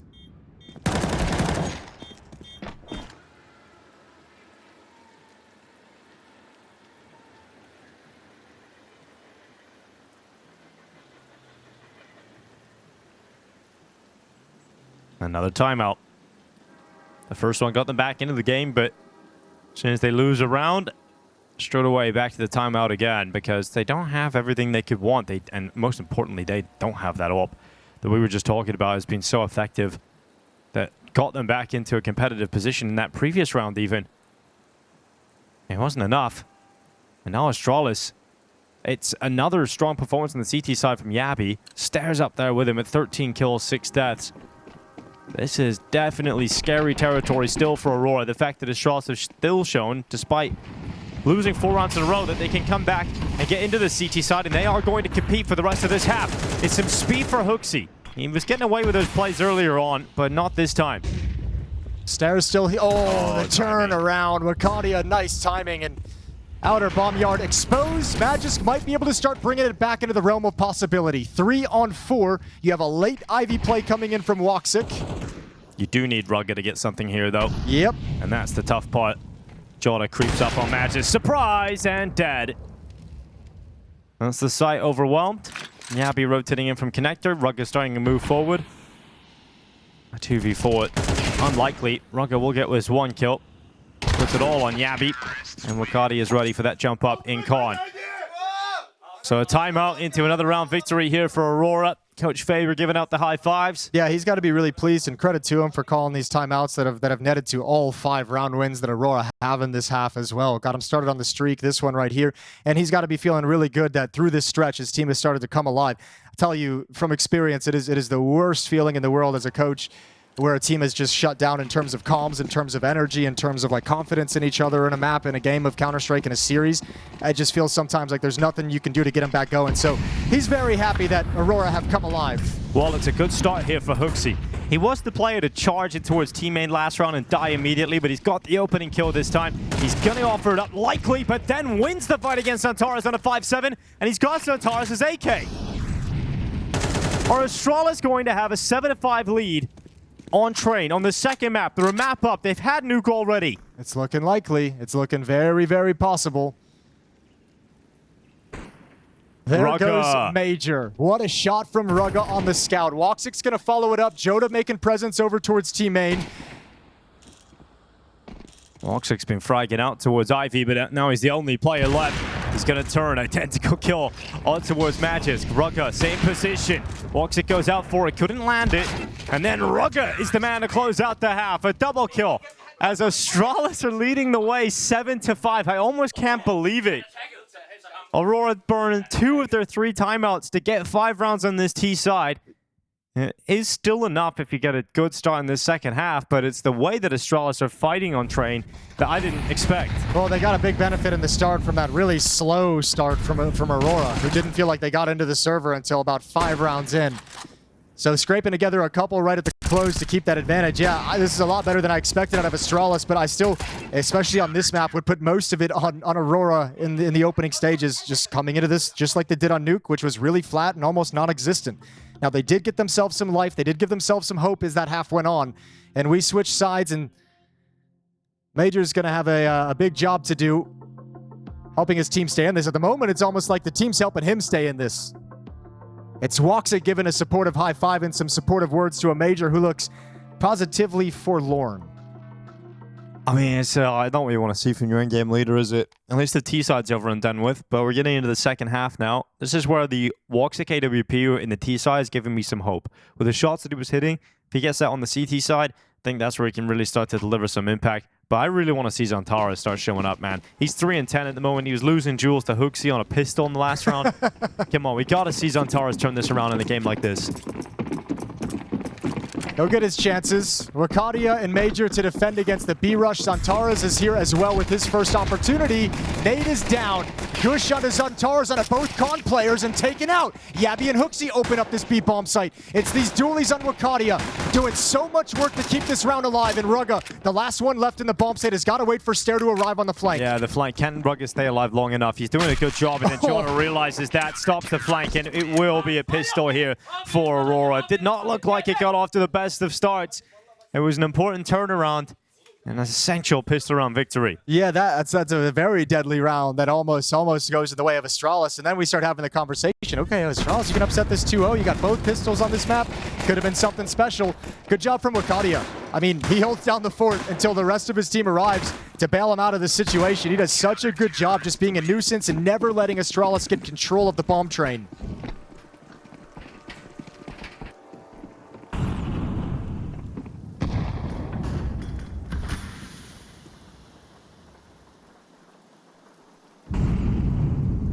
Astralis don't have that good force buy here in the second round, so will be Aurora tying the game up. Astralis are hoping that they can overwhelm the B-bomb site, maybe get away with the plant. I also have a hard time. I mean, it's fun to entertain the idea, and obviously they've given us something to get positive about Astralis, but I have a hard time thinking they're gonna win this map on T-side train, winning all gun rounds. I really think they needed that pistol. Yeah, especially with what Aurora have shown us on the CT side of train before, and you can imagine things getting off to a good start in the second half. We'll start clearing some of those woes. Win rate on train with the device in the lineup has been 25% on 4 maps in the last 3 months. It's a 71% win rate for the Aurora side of things, so a huge disparity in terms of how well these two teams have been playing this map. I think we'll see these struggles for Astralis really, really hard here on this offensive half. Especially considering woxic was hitting some nice shots with the AWP. Wakadia's got 17 kills. And if Zantaras does show up as you want to see the turnaround in this half, you just pretty much seal it from there. Yeah, I mean, Aurora definitely favored to win the map. But it's the start that Astralis had that had you questioning that for a little bit. Not a lot of utility for Astralis in this round. Their first gun round. 3 smokes remaining. 2 smokes remaining. And Yabby's going to use this lower one to try and force the upper bomb site, fire and find a duel, but mollied off for the moment, so Wakadia nails that timing. Major's getting pulled back with an MP9.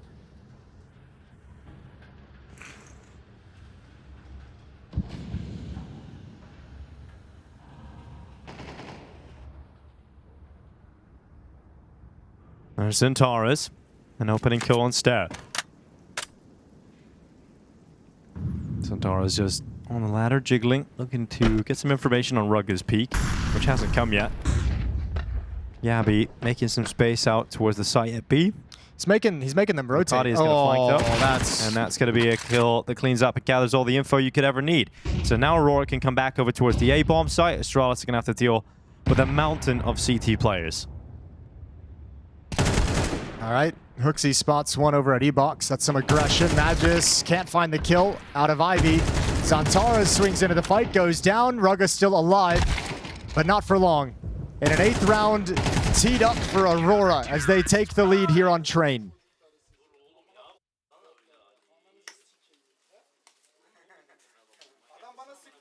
And yeah, there's not much left here to bring to the table for Astralis either. Well, it's, you know, this is also going to be hard too, right? Like, in the sense that we saw on Nuke, the T side that HooXi was calling with Rugga as a stand-in. They did, like, you know, some ramp rushes. They were doing a lot of upper attacks. Things were grouped up. Things were very, very simple. Train's going to be hard to pull that off on, just because if you're Aurora, after playing them on Nuke and just kind of understanding maybe that philosophy, just saying, if we stop the rushes, if we stop the fast-paced stuff and don't get caught off guard by that, we should be fine playing this slow, playing against them slow. We have the protocols. We know how this map works.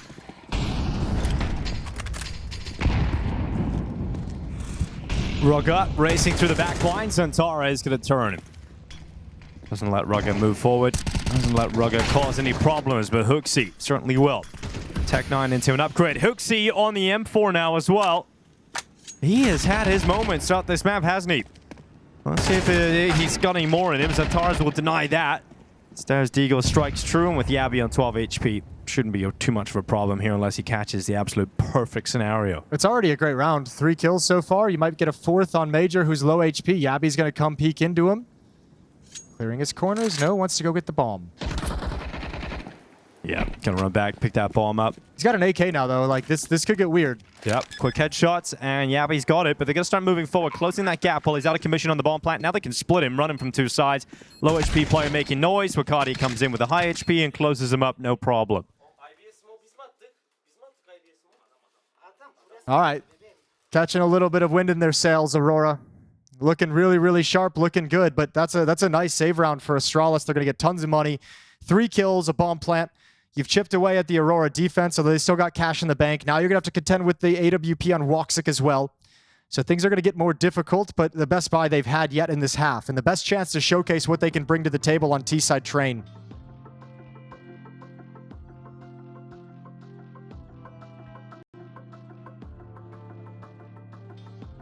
I don't know. This is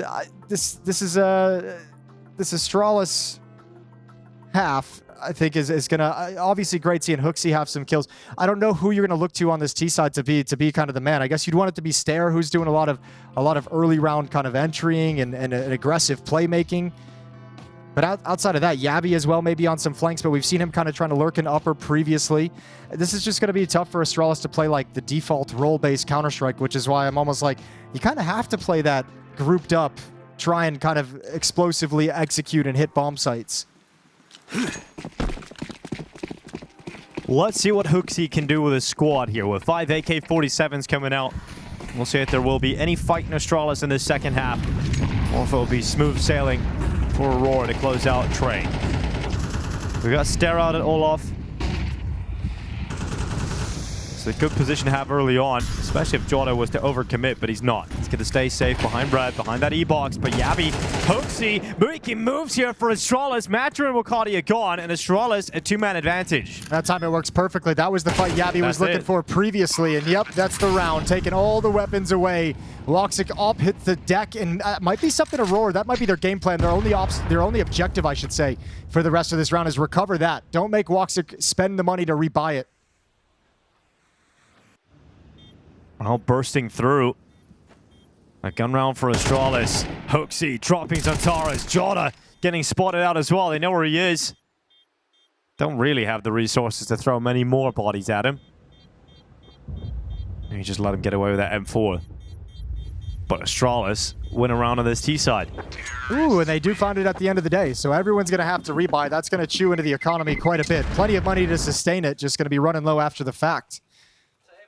Okay, yeah, very simple. Like, Yabby, we're going to take box halls. If it's all clear, if we have no issues, I want you to challenge upper. I'm going to be looking to challenge lower off of your contact, off of your play, and we're going to hit a nice timing. And it actually works perfectly. Seems to be a lot of individual freedom, which you wouldn't be surprised about in a game like this. Yes. You're just like, okay, just going to trust the players to make moves and create opportunities. Oh, that was very frustrating. That sounded like, yeah, sounded really painful. Sounded like, yeah, too much fiber. We got a real tough scenario at the moment, though, for Aurora. If they are to concede this, Jason, money would drain. Astralis have an opening. woxic to shut it. Now, you know, the position of the op is, so you can see that makes Magus kind of hustle to an angle over towards Ivy a little bit more. Yabby already out the upper ramp, and he's made no secret about it. woxic peeks into HooXi. Last round, it's a repeat. This time, they won't let it happen. Yeah, it's an important round to win here for Aurora, and winning it in the fashion that they have so far. Not conceding too many players. Let's see how much damage Magisk and Rugged can do on the way out here. Keep the economy modest. You're always keeping Aurora at a breaking point. Shouldn't be a lot of hope for them to do anything significant. I'm not sure the best place for them to go. Looks like Pop is going to be the play from Rugga, leading with the bomb. Magisk will come up behind him as well. 3 players are out here, but you will give some space over for the op of Magisk to try and do some work. Unfortunately, you're also coming into the op of woxic, who's having a solid game. I know it's only 13 kills, but the op itself has looked sharp. Well, woxic looking sharp, no problem on Rugga. Magisk over towards Pop. And he wants to just get away, carry that AWP over. Yeah, you sort of need to just save this at this point. There's nothing you can do if you're Magisk. So 20 seconds to stay alive, and there's no hunt out of the Aurora side, so it'll be all good. But Aurora does hit double digits. They've got a 2-round lead here on Train. It's not like it's not the sweeping dominance that we saw them have against Liquid. That kind of propelled them into a really strong performance on the 3rd map as well. So it's going to be interesting to see what Aurora looks like when they seemingly inevitably will take us to Mirage, although Astralis still has some fight in them. At least just looking at the team from the outside, it looks like way better. Attitude, energy, focus is there, communicating more between rounds, cheering each other on. All that stuff is great.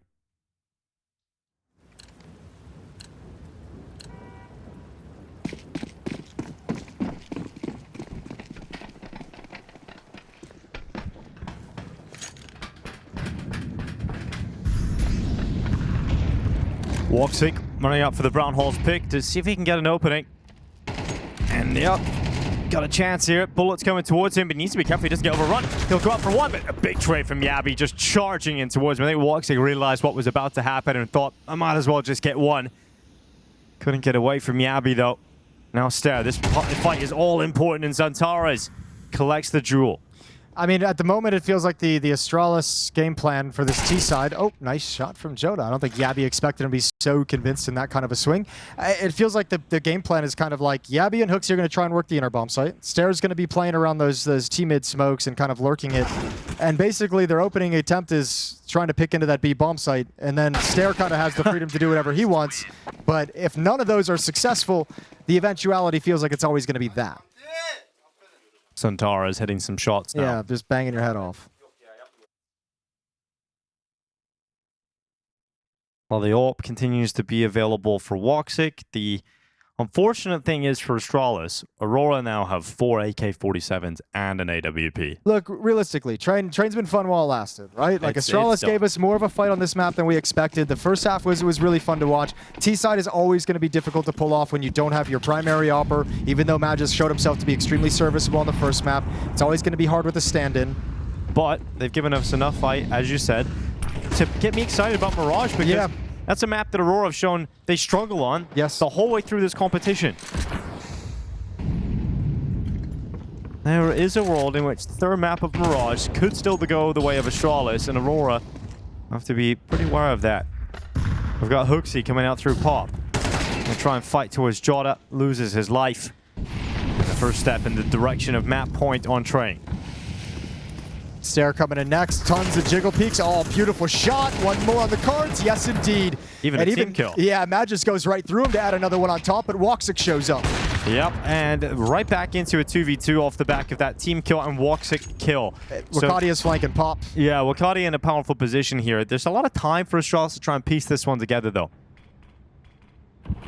Yeah, but it's going to take them so much time to be quiet and walk around this train yard and secure the bomb train, so Wakadia can pick and choose when exactly he wants to activate. The only thing he doesn't want to do is go too early and fall prey to some little trap, someone lying in wait, and he will not. So it is on Magisk to clutch up to prevent Aurora from going to map point on train. Well, Stellar on the AWP in the last map, now needs to do it on the AK. woxic over towards the bomb train. Taps on the defuse. In fact, it's the full stick. And Magisk realizes it isn't planting for him. That's going to be 12. Magisk just was never in a position to actually fight for that.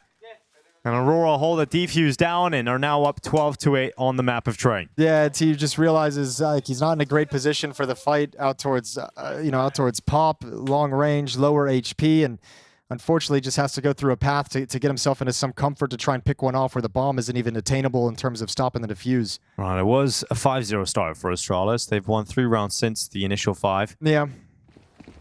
Definitely so important that Aurora took those timeouts in the first half, though. Faber really got his team back into this. Yeah. They were deflated. Yeah, this is a coach's victory.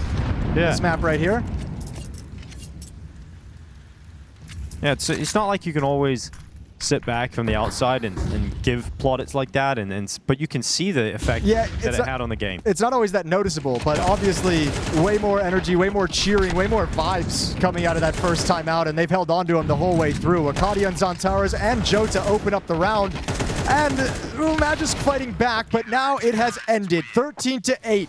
Second map is done. Aurora, they got their redemption from Nuke. They got this map win. It had to be there, but now we've got Mirage, so one more high-pressured map for the Turkish squad. Yes, indeed. We thought that Aurora would take train. Kind of a weird one as well, because you had that long pause at the start of the game. They were in their heads, you know. It actually seems to have helped them reset a little bit. And a little bit of hope that Mirage could be a very competitive affair. Yeah, they've gotten me to invest some of my emotional energy into this one. So, it's been cool to watch them battle without him. Was it cool to see them have the upset on Nuke? A nice fight on train, as you said. We have another little mouse situation leading into this. Different player. Wasn't woxic, but that mouse issue was solved so quickly. Well done. Okay, we're rocking and rolling. Third and deciding map. One team goes home, one team moves on to the playoffs. And you'd say Aurora has a huge advantage, but that's not been the way it's played out in the first 2 maps of this series. Astralis, even with Rugga standing in, have shown they're more than capable of biting back.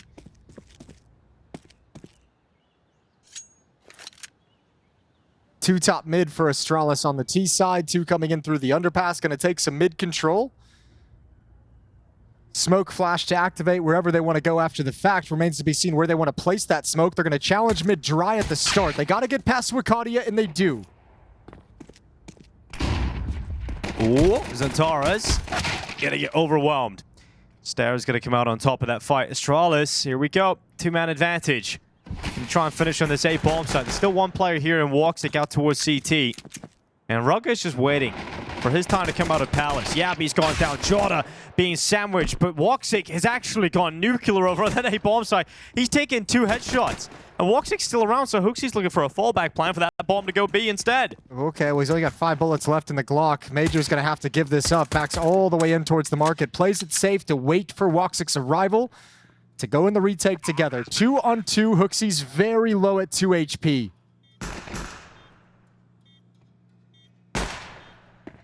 Playing a dangerous game. Magic out of the market. Kid available. And HooXi, low HP. Still trying to fight on. Still showing us some confidence here as they come towards him. It's Matcher to win the fight out. Stare. A headshot on 2, though. woxic and Matcher both gone. And a smile on the face of HooXi because they had to work for that pistol round. Yeah, but HooXi does such a good job of staying alive, being a distraction, being a nuisance, doing a little bit of damage, but keeping the focus on him and setting it up so Stare has the knowledge of where both players are at the end of that. This is how it opens. Beautiful, lovely P250 from Magisk. A perfect flashbang as well. Gets a little bit sketchy trying to break into this A bomb site. woxic's a beast with the pistols, but what a lovely clutch from Stare. And that's a lot of the benefits that Astralis have gotten in the first 2 maps of play, is these pistol rounds in the early starts. They've had to give them an early buffer, early rounds to take some kind of a lead. The pistol rounds have been a good springboard for them, and it happens again here on Mirage. Gonna have to convert against the Scout on woxic, the 4 MP9s in play for Aurora, a stack towards the A bomb site. All 5 defenders are here. If Astralis blindly go into this and get too committed, they won't have a way out.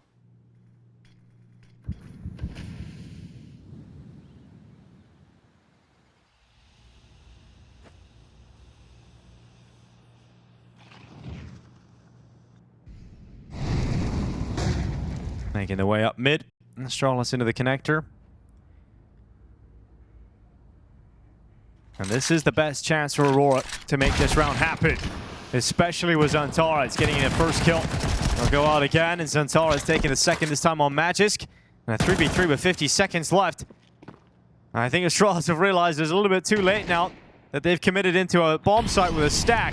Can Rugger alleviate some of that pressure? No. He gets taken out from Jota and Tetris, who leaps over the top of the stairs and gets a second kill, this time on Yabi.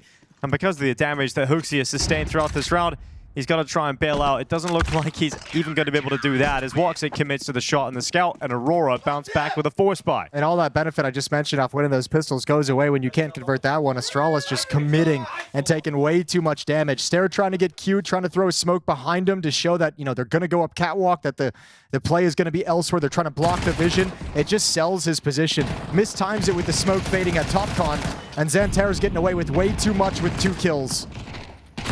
A lovely little stack with all the MP9s from Aurora, and they're right back on top. 1-1, and they've got the stronger buy in this round. Only pistols with no plant for Astralis. Good peek out from Xantares. Catches Rugger. Trying to get over towards the connector, and woxic makes sure that it's a follow-up from him as well. Keeping it nice and easy and breezy here for Aurora. And, you know, you were talking about the start that you could get there for Astralis. You just watch it on train. You know, when they win the pistol and the conversion, they went on a run of 5. It's really important for Aurora they actually get a strong start here, because not only just against this Astralis, but throughout this entire competition, Aurora have had slow starts on the CT side of Mirage. Where how many times have we said, you know, Xantares hasn't got into the game, he hasn't looked like himself in the first half, only for him to come up a little bit later on towards an overtime or a 13-11 finish. Yeah, their Mirage games so far that we've seen at this event, Xantares has usually been relatively quiet on the CT side and then kind of blows up and comes back into his own on the T side. We'll see if that holds true. 5-2 at the moment for Xantares. It's interesting that, you know, with all the Mirages we've casted, the 2 names that we're pointing at that generally have some weak Mirage performance are guys like Xantares and Elige. 2 incredibly skilled players who have shown some struggles on the map so far. Here at PGL Bucharest, Force Buy is basically swatted aside with no issues from Aurora. So Astralis going to just have unarmored Glocks with no utility. Should be a pretty quick round once contact is made.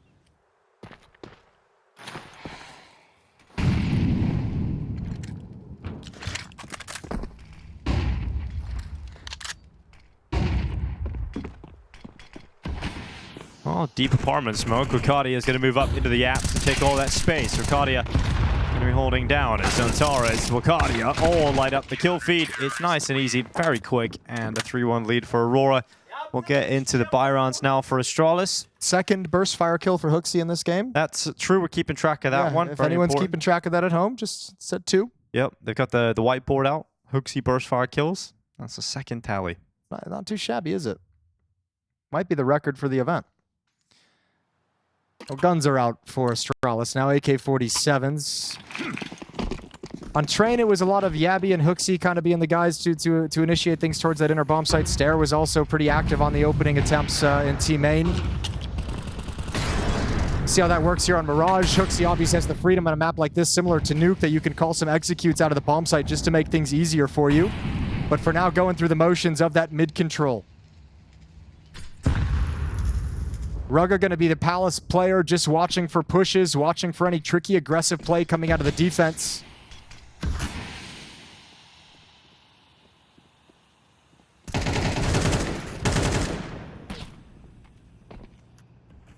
Well, Xantares going over towards jungle. And he's actually pushed up to the smoke. There's 2 players on the other side of this. Xantares going to be patient. It's going to be tough to get both, and it's going to be tough to get any. when Stairs hitting a shot like that in the smoke fade. Yeah, and even if he gets that kill on a Stair, the second player is something he'll never expect. So one player over in Cubby. You're going to have woxic with the op over at Ticket. A little bit of a crossfire going on. Good shot from Joda. They're going to turn to address him. And an important clear from Stair. Now more pressure on woxic to deliver out here from Ticket. Bomb plant being secured. Here's Wakadia going through the murder hole. Always a risk when you go through that. He might have thought it was clear because Stair's the one who killed Zantaras, and then Stair's the one who gets the opening entering into the A bomb site, right, onto Joda over in the Cubby. So that might have been a come from Zantaras. That's the guy who is window, and you think it's clear, and it's not. So now we're looking for some exits for Aurora. That's the only thing they can really pull off at this Or point. a ninja, Dinko. We're looking at some exits here for Aurora, and that's the only thing that Yabi's going to even prevent that from being a possibility. And you know what, Jason? If Madro ninja diffuses, I'll buy you dinner for the next 3 weeks. Oh, come on, Madro. Come on, man. Just that's so important. I need some dinner. McDonald's, though. Ah. Yeah. Well, Magic's going to catch him. Surely, if Magic's to walk around the corner, he won't. He'll make sure he plays the safe area. He'll go back and hold on to that AK-47. Astralis showing they've got fight in them. The money returns. They get a buy back out. And 3-2 now on the scoreboard. Still very good buy coming up here for Aurora. Yeah, this helps. The kill onto Zantaras relatively easily as the smoke clears. Fine entrance work from Stair. Great late round work from Yabi just to take a couple of extra players, take a couple weapons away. A timeout called from Aurora early on heading into round 6. They've switched into a double op setup, so invested a lot of cash. Wakadia's bought down to 0. But obviously, as we all know, woxic's going to be mobile between Con, Window, and the A-bomb site. Wakadia will post that up at the B-bomb site, letting the riflers have a lot of freedom to move around the map.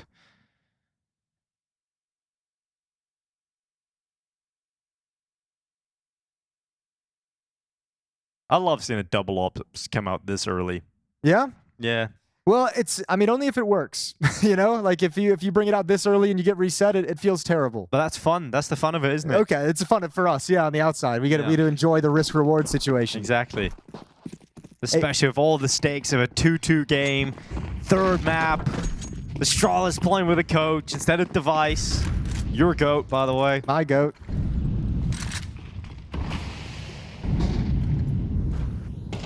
Mid-control taken by Astralis. Getting up in towards Connector. Here they go. Out of the ramp now as well. This split has been set up quite quickly. It has been. And they're already out the stairs. And there's no indication that this was coming. No one seemed to be aware of the possibility. Woxic's in some trouble. Swing right into him. 2 over towards Ticket Booth. Not a lot of utility, though, for Astralis to block that off. A smoke just goes down, so does the Molotov. Ruga's taken out Wakadia, and now the safety is there for a bomb plant. Yeah, secured. No issue here. woxic is going to come through, though, on Ruga, so man advantage no longer with him. Magisk hoping that HooXi will backtrack. He goes into the Palace fight. He's very close to winning that one against Magisk, but the Dane will survive on 5 HP. Zantara is trying to flee, not allowed by Yabi, and we've got woxic now 1v3 himself, looking to hold on to the AWP. Well, is this the fun part for you, Dinko? Because the double op comes out early, the double op gets beat immediately. woxic should not be able to get away. They knew the op was over at Ticket. I'm surprised there's not a bigger hunt, to be honest with you, but trusting Yabi to take him down, and he will. Safe pair of hands, Yabi. And it's all tied up at 3. And here's why that double op setup so early is such a big risk, especially for a team like Aurora, is all of a sudden you're sitting in a situation. Their decision in this round actually is going to have huge consequences. If they want to force up or just kind of go for a half buy, they're going to go for a half buy. It's looking like so far with the investments made, but this money being reset that early is never fun to deal with. So now Aurora's on a bit of a recovery mission in terms of their financials. 2 smokes out early, window and base of Catwalk. A third one is going to join in towards the bottom of Con. And it looks like Astralis want to quickly head towards the B bomb site and get set up. Yabi's ready and waiting. And Magisk has 2 kills of rushing Aurora players up in Palace.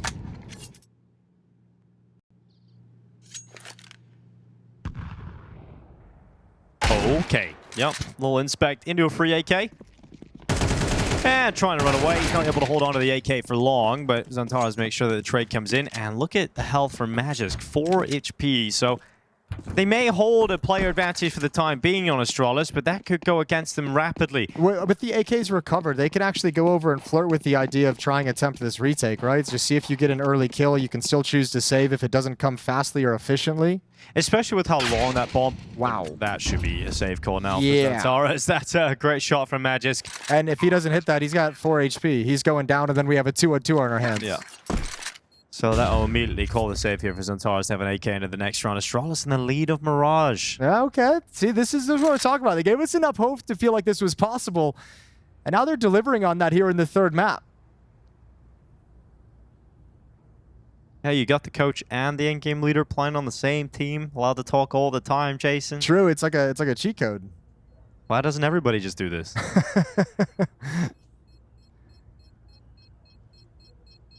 It's kind of cool, too, because it feels like, it's at least in the opening stages here on Mirage, right? Like, Nuke, when we were in that map and watching Astralis play the T side, it was kind of like, okay, they're keeping it simple. They're doing a grouped up hit towards ramp. They're doing grouped up hits towards upper. They're not really spreading out on the defaults. They're going quick. They're going aggressive, but playing the trade game. Train was kind of like, we know this is going to be a struggle. Train's not exactly an easy map to hide anyone, and you kind of need everyone in their roles to deliver on a map like that. So we could tell the T side was a little bit sketchy with their options in terms of how they wanted to open rounds. Here on Mirage, playing a more standard game because they're parking Rugga in these positions towards Palace, towards A, where your job is just kind of to sit and make sure nobody pushes and gets into T spawn, which is relatively simple. But the rest of the team is delivering in the roles that they've got. HooXi with an opening kill, and the op in the hands of Magisk starting to swing a little bit wider.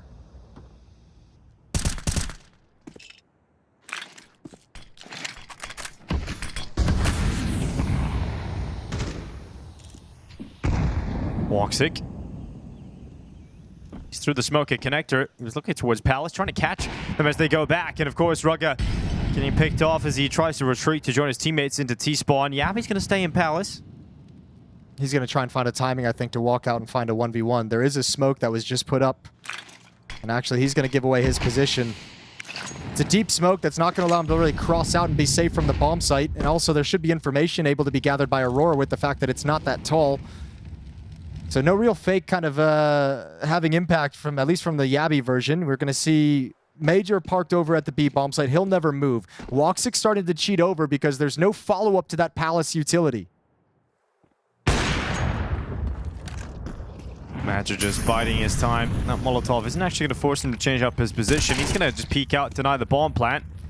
Really should be the round here for Aurora. And Yabi took the long route. Oh, okay, Magisk gets one. Yabi's coming in behind him as well, so still far out of it. But a 2-on-1 at the bomb site. Making the difference again, Jason Magisk.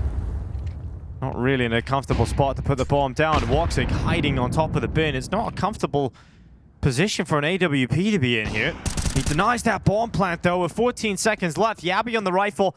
He's trying to piece it together, but woxic's not letting it happen. There you go. Beautiful round from woxic. He had a lovely train as well. Ever since he had the whole mouse issue, he's figured it out. The mouse coming into maps 2 and 3 has been lovely for him. Alp has been on point. Highly impactful here on the rotation. Got the great read on the timing as well to make sure Major wasn't battling alone. 4-4. And a timeout called by Astralis to talk things over.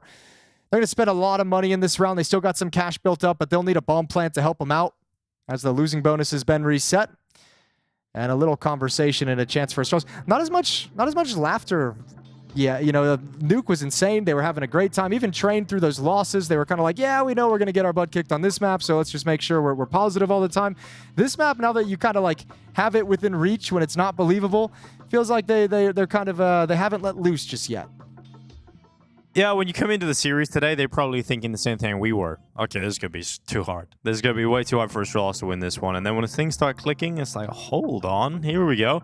And you can just ride that wave. Train, also a great start, 5-0. We're able to continue that momentum over when you get kind of found out on Train once you switch to that T side. And now you come into Mirage, and you're having a pretty back and forth game so far. Yeah, Astralis have got to feel like there's a real possibility they can get into playoffs. Magisk and Yabi receiving a lot of damage early on, despite not seeing their opponents. And then Wakadia just on that swing out gets the opener on Magisk. Oh, it's an important kill here from Yabi. Can he get a second? Yes, he can! Yabi, impressive work here for Astralis over towards A. Okay, cracked it open, and it's going to be tough for Aurora. And they need to shave a couple of players off before they commit to anything. Good spam, but it's not the bomb plant. Stair goes down, low HP on Yabby and Khan. 3-on-3, and actually Aurora have the advantage.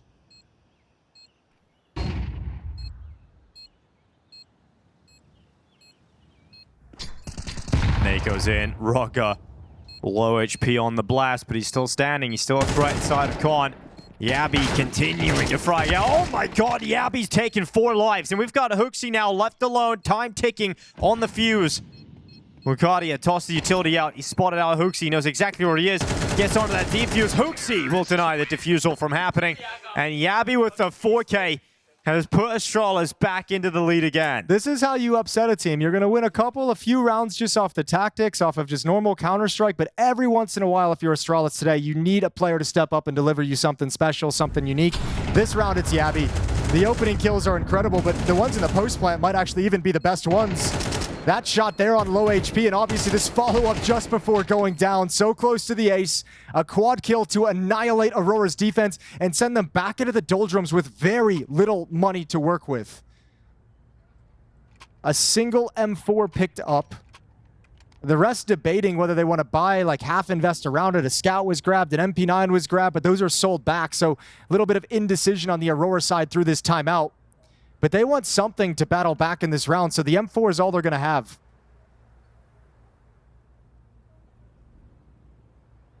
And as long as Astralis don't drop the ball, right? Just if they convert this round against the low buy, going into the second half with at minimum being tied up at 6 is crazy. It's beautiful if you're Astralis.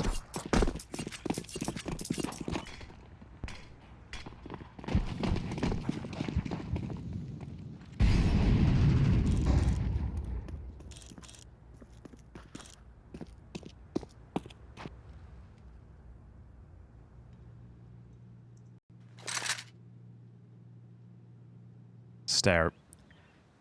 Not alone in the underpass. He's got Yabby right beside him. And they've got full mid control here, Astralis. Back to the site where Yabby devastated the Aurora defense in the previous round inside of connector. This time, no one home. No smokes. No presence.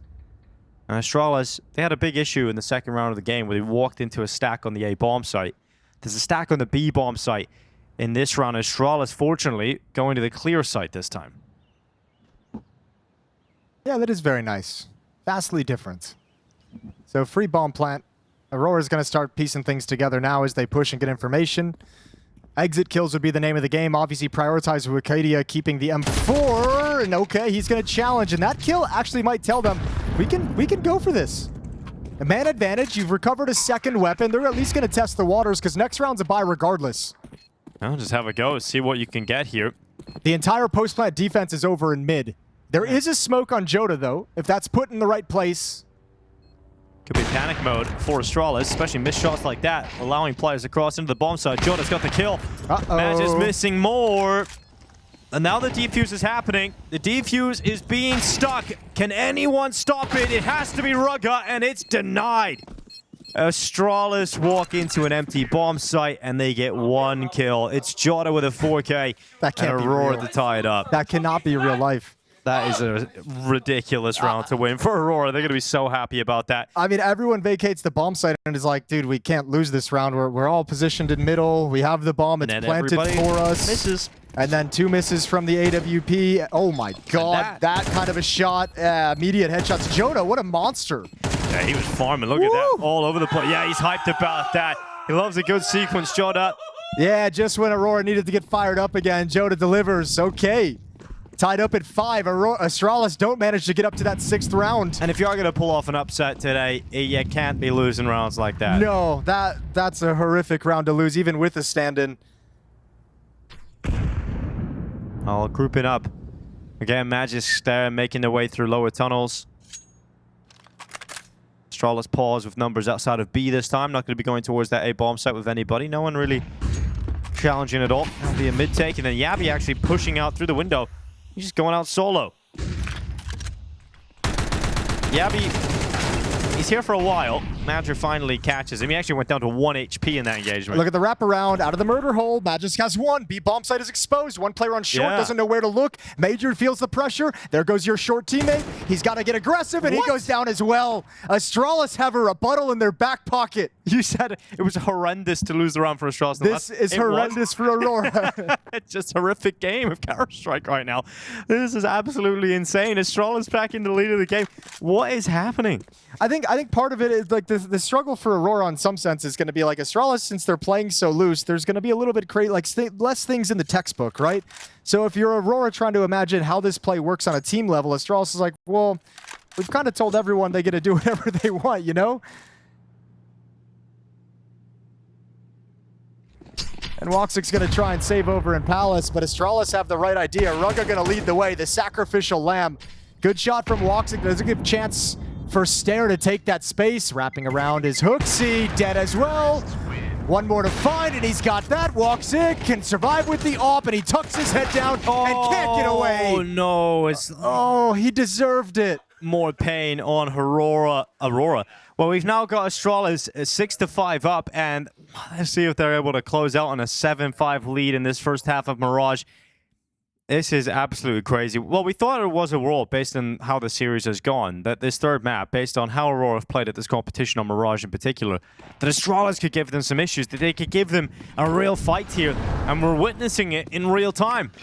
Yeah, it was one of those things where it's like, all right, based off it feels weird coming into the day, but based off everything we've seen so far, you can't count them out whatsoever. And Astralis living up to that surprise form they've brought in today.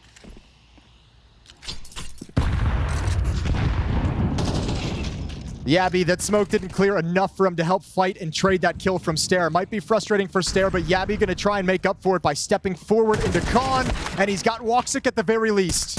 Oh, walking out is Rugga, denied by Xantares. And Aurora look like they're gonna do enough to tie up the game here.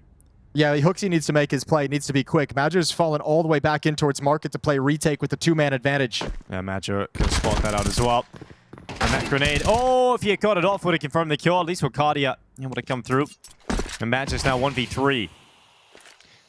Okay, doesn't want to go aggressive and try and pin it. Oh, that is a very risky plant, but it's still going to tank the nade damage, and now you're in the open.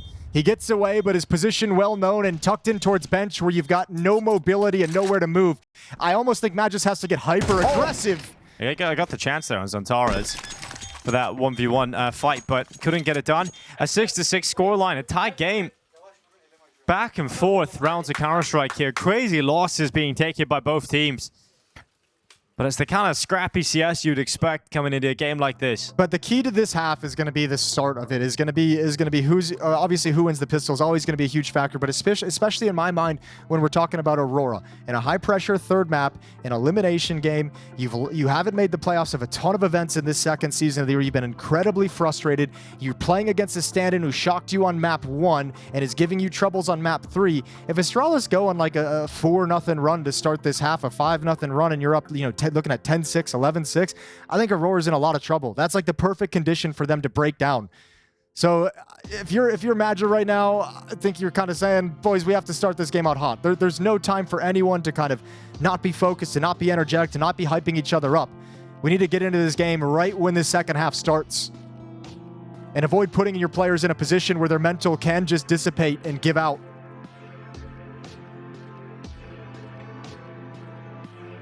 And it's Aurora's offense that at times has looked sketchy throughout this event. It's looked sketchy throughout this second season, but particularly at this event, in my mind, it has been exceptionally woeful. So Major's going to have to call a lovely half. Xantares, you wanted him coming alive on train. They won without him there. 13-7 to lead the scoreboard here in a third map. That's a great thing for Aurora to have.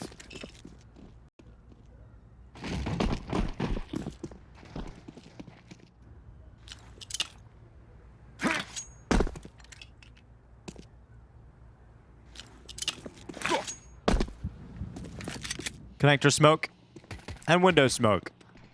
The classic utility in middle. Magisk is in a position that gathers information, but now he's aware of the possibility he could be pushed to the underpass on the timing. But Jota and woxic actually just going into the connector smoke. They're going to get up through Khan. HooXi having to be rotated over because they know they're about to be split on this A bomb site. Stout has done well. It's just the one, though. His teammate Magisk is gone. And Stair can't continue to fight. Oh, he's got to be careful. Oh! Okay, that was ambitious. Wakadio loves finding that kill. Nice and easy. 3 players going to come and try and retake from Ticket. They've got a smoke and a defuse kit on Rugga. If they can get a kill, create enough space, enough of a distraction, Rugga can try and stick that plant. Yeah, HooXi going to be marching out first. Clearing close triple. Oh, they got all the room they need. Yeah, they do, actually. They can get onto this and create the pressure. Aurora have got strong post-plant positions, but they're not detecting Astralis until there's peek from Zantares. Smoke goes on to the defuse. Rugga now making his way out, can get onto that defuse, but he's taking damage. And the kill from Zantares is confirmed, committed to an elite taken by Aurora. They only lose 1 player. I was getting concerned when there's absolutely no challenge as Astralis enters that bomb site in the 3 versus 4. So good job from Zantares to hit that timing of, okay, no one's seeing anything. Let me give a quick jiggle, a quick look, and grabs a couple of kills down the stretch, stops the defuse. Yeah, and also, that's the peek from Zantares that comes through that just saves that right at the end. That no one has any idea. He peeks out before Astralis really have...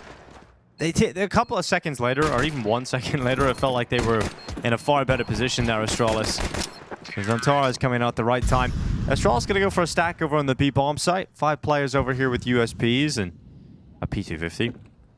Astralis won the pistol in the first half, but they lost the ensuing second round, so they didn't get the benefit. It was actually Aurora who gained the benefit of kind of establishing early economic control.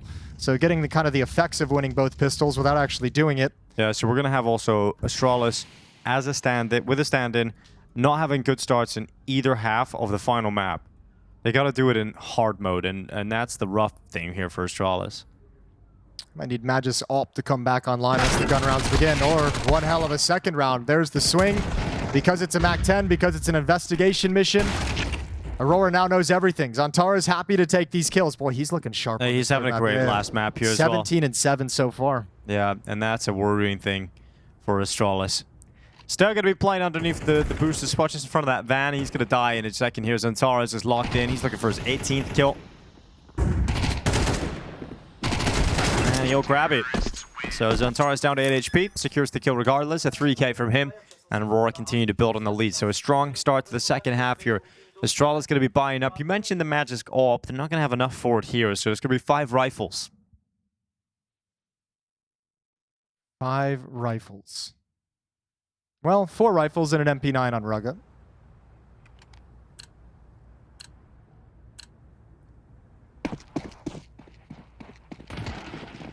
Heading off now, Rugga, as you would imagine on this map, playing towards the B bomb site. 3 players towards window. They want to break the smoke and have a bit of a firing squad, but nobody's home. A little bit early. Second nade doesn't reveal much at all. Third nade, same thing. So that's a ton of resources used early on. No more smoke breaks for Astralis moving forward in a low buy round, a round like this that they're just trying to establish themselves. Wanted to get a cheeky, easy first kill, and it's not available to them.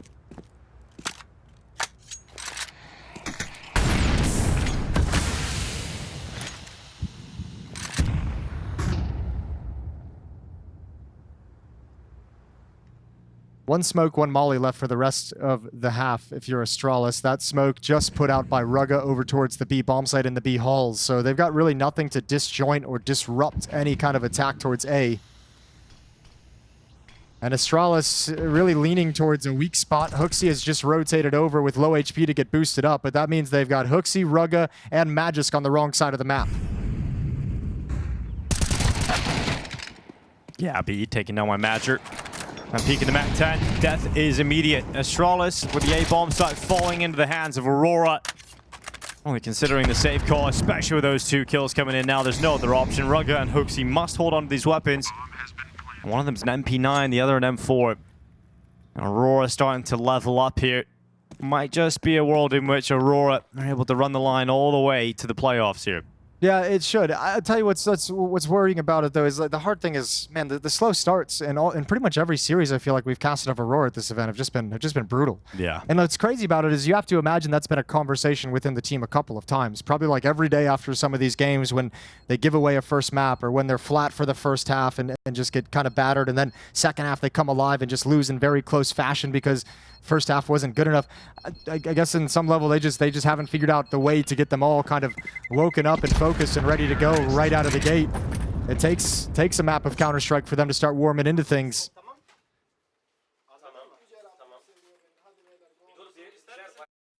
Zantara's giving the mouse a bit of a Little cleaning. clean down, a little... Yeah, a little wipe down. He's been using that mouse for a long time, Jason. So I'd imagine it's lost all of its sort of texture. Okay, sure. It's probably very smooth. I was going to say anti-perspirant qualities. That too. I wouldn't want to sniff it. All right, here we go. Yeah, okay, let's move along. Into what's going to be an A bomb site execution. Aurora, there's just one player they have to get through, and it's Yabby with a deagle. Yeah, well, let's see what Yabby's deagle has. He got a flashbang from a teammate. That was quite nice. Yeah, well, that's it. That's all he had. Magis, though, he's got a little bit more. A double make it 3 from Magisk out from triple. It's woxic all of a sudden required to clutch. Magisk on the rifle, delivering what Astralis need. woxic goes to the P250, closes down the space, gets rid of Magisk, and now for a plant. Can he win this one? Do you want to swap out to the M4 in this situation? Nope, keeps the AWP. Wait, makes the sound cue, back to the site. This could be wonderful from woxic. It's down to just a 1v1. Stare out on the opposite side of triple, and woxic undoes all the hard work there of Magis. That is a huge clutch from the Turkish sniper, and that is exactly what they needed, Aurora. That might just be the knockout blow. It's been so lackluster this entire tournament long. Man, I mean, ever since Train, woxic has been leveled up throughout Train, was looking sharp. This map, he showed some great things in the first half. You could just feel in this clutch like he had a great chance at it with the way he's been shooting. That's lovely positioning, lovely decision-making. And the fake out of the footsteps towards CT spawn ruins Astralis. And you're right, that feels like the knockout blow. I don't know how you recover. Astralis have not yet posted a round in the second half. I mean, you get Magisk overperforming, putting you in a position where you can even win that round. And woxic just takes it out of your hands. Incredible showing. You've got Zantares, 20 kills, 8 deaths. woxic, 16 and 8. The players you need for Aurora coming online at the final stages. Astralis is going to try and respond with a gun round win here. Yabby's pushed through Palace. We'll get that fight against Jota that he's been looking for, and he's going to win it. What do Aurora do with the information that Yabby's pushed Palace?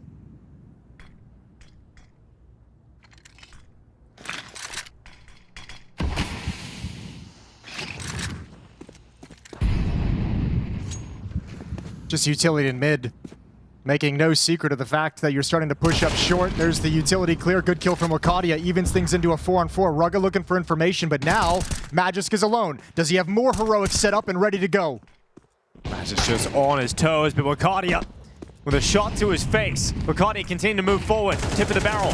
Around the corner. Wakadia fragging out this time. So much firepower suddenly available here for Aurora. Yabby and HooXi looking for the 2v2 retake of this B bomb site. Wakadia is so low, but woxic's still alive. And another heart ripped out of Astralis' chest. It's woxic again, pushing them up to 11. Money is draining from the Danes. And series point surely on the horizon. Yeah, you're not beating this woxic if you're Astralis right now. woxic just way, way too strong. 18 kills, 8 deaths. I'll tell you what, he chose the right mouse. Yeah, he did. The gold one, you can just toss it. We don't need that one. Keep whichever one you're playing with right now, woxic. It was worth the wait. Lovely clutch. 20 kills, 9 deaths for Zantares. Let's not forget about him, but woxic is surely going to be the one filling up the highlight reel at the end of the day. Rugga racing through lower. Flash to assist him. Jabby to take the kill. He's not alone here, Rugga. Still going forward. Matcher blinded for so long. Does well to get one. Rugga needed to take that, just couldn't, so Yabby will do it instead. Jota spamming back as he comes through Palace. Stara caught away. Magis not able to do anything with his sniper this time.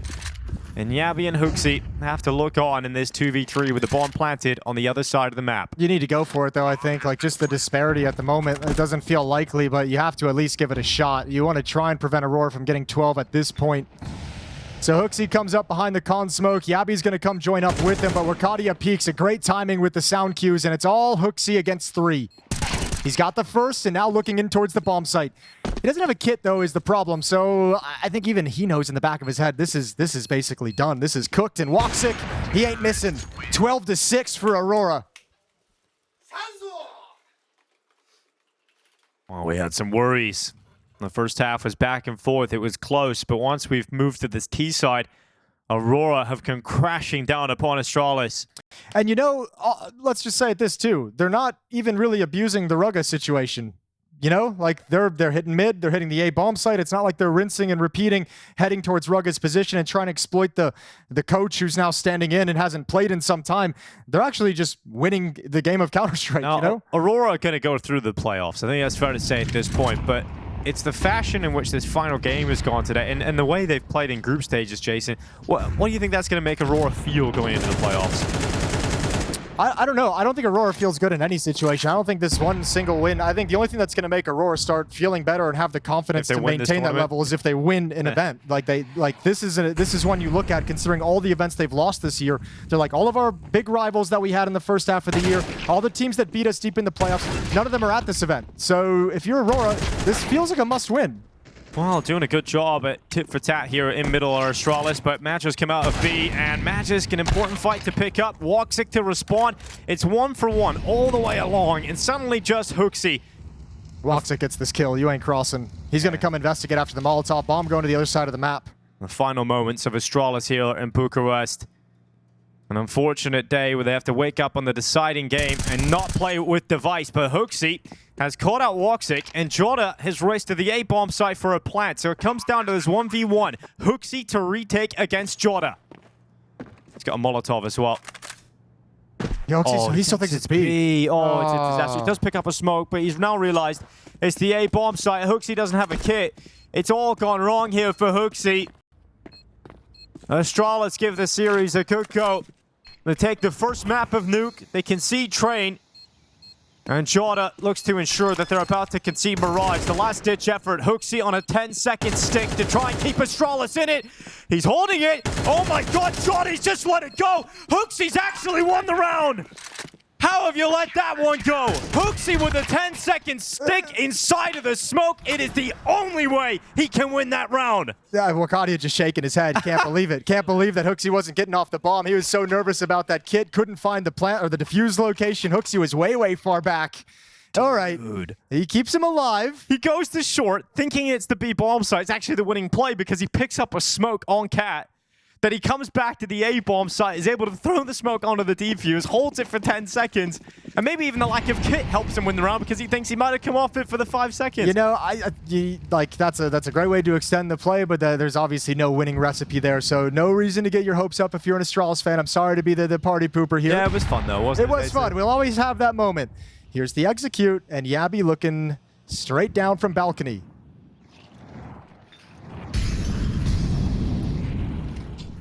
Yabby onto the open. It's going to be one kill from him, and then 3. This is a good way to win a round, though. Very good indeed. This is replicable. Yeah, that is certainly replicable. I mean, woxic's now left alone 1v5 from ramp, and he's not able to land a single shot. Okay, so a little bit of life in Astralis now. That defuse has brought in some new energy. Astralis just needed to get their first on the board for them to start waking up and playing back. Beautiful round from Yabby. Good job from Stair as well.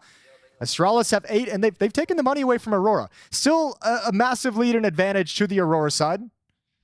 Yeah, an AK going to be picked up here for Xantares. They had 2 chances to close this out so far. They'll have 6 total before overtime comes around.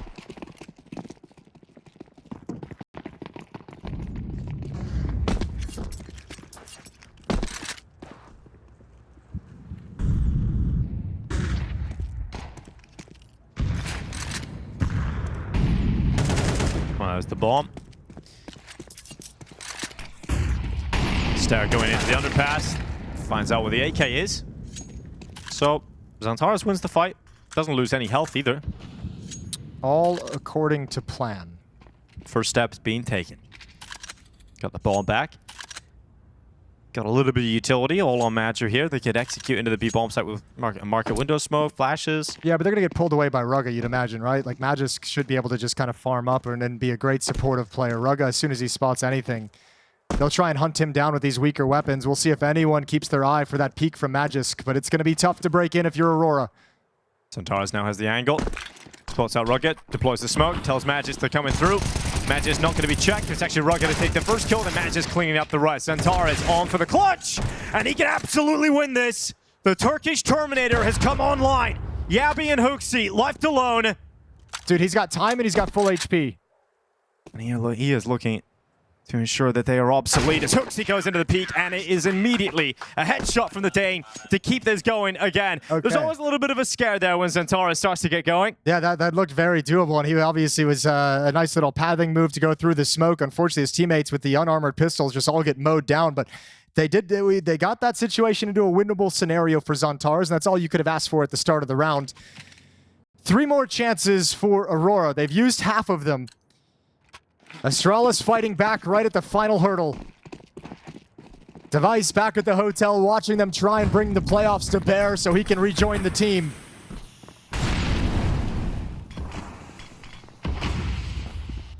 And all our attention towards Rugga with the AWP. They're coming right at him. Good first shot. Oh my goodness, Rugga and HooXi. The 2 players chiming in with the AWPs. Magic Rifle shutting them down. And Aurora fall to just woxic, who's dead to rights. Astralis, 2 rounds in a row required now.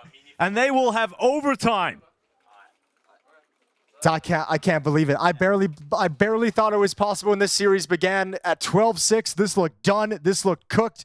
It was 6 in a row to start this second half for Aurora. They're going to call their 3rd and final timeout for this final sprint. 2 more rounds left. A couple of rounds ago, I think in the round where HooXi gets the defuse, I said, right, I think it's fair to say Aurora have got playoffs now, Jason.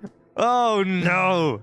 Astralis finding a way back in there. If you go to overtime and it happens off a 10-second stick where HooXi thought it was the other bomb site. The saving grace right now, I think, for Aurora at the moment with this kind of a comeback from Astralis, because I mentioned, I think one of the winning recipes that Astralis can go for is being in a situation where the mentality of Aurora can give out due to the pressure of the scenario. The saving grace for them is the fact they're already at 12. They can't lose in regulation, right? So it's a little bit of a different feeling. Still with the double op setup on Rugga and HooXi. Opping by committee today with Device left out.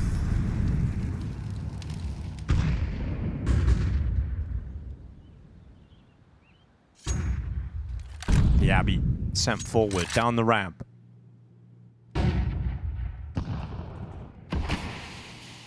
There's a big risk in a round like this to make the call. They're coming right back to him. He'll be caught in the open and dead.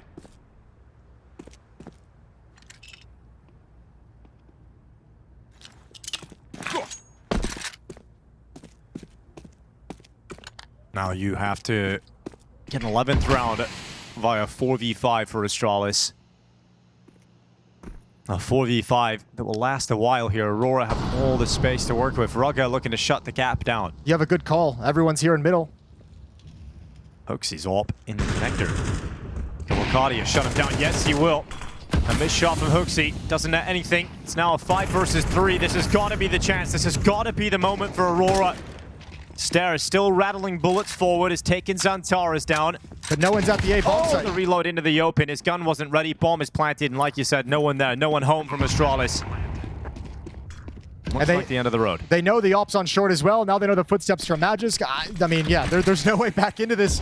Major's just playing it safe, making sure they have to try and hunt him down, exposing them to Arcadia. And Aurora's going to get away with it. 13-10. Astralis tested them, came in hot today, gave us a look even with the stand-in that made us hopeful, but Aurora avoid the devastating loss.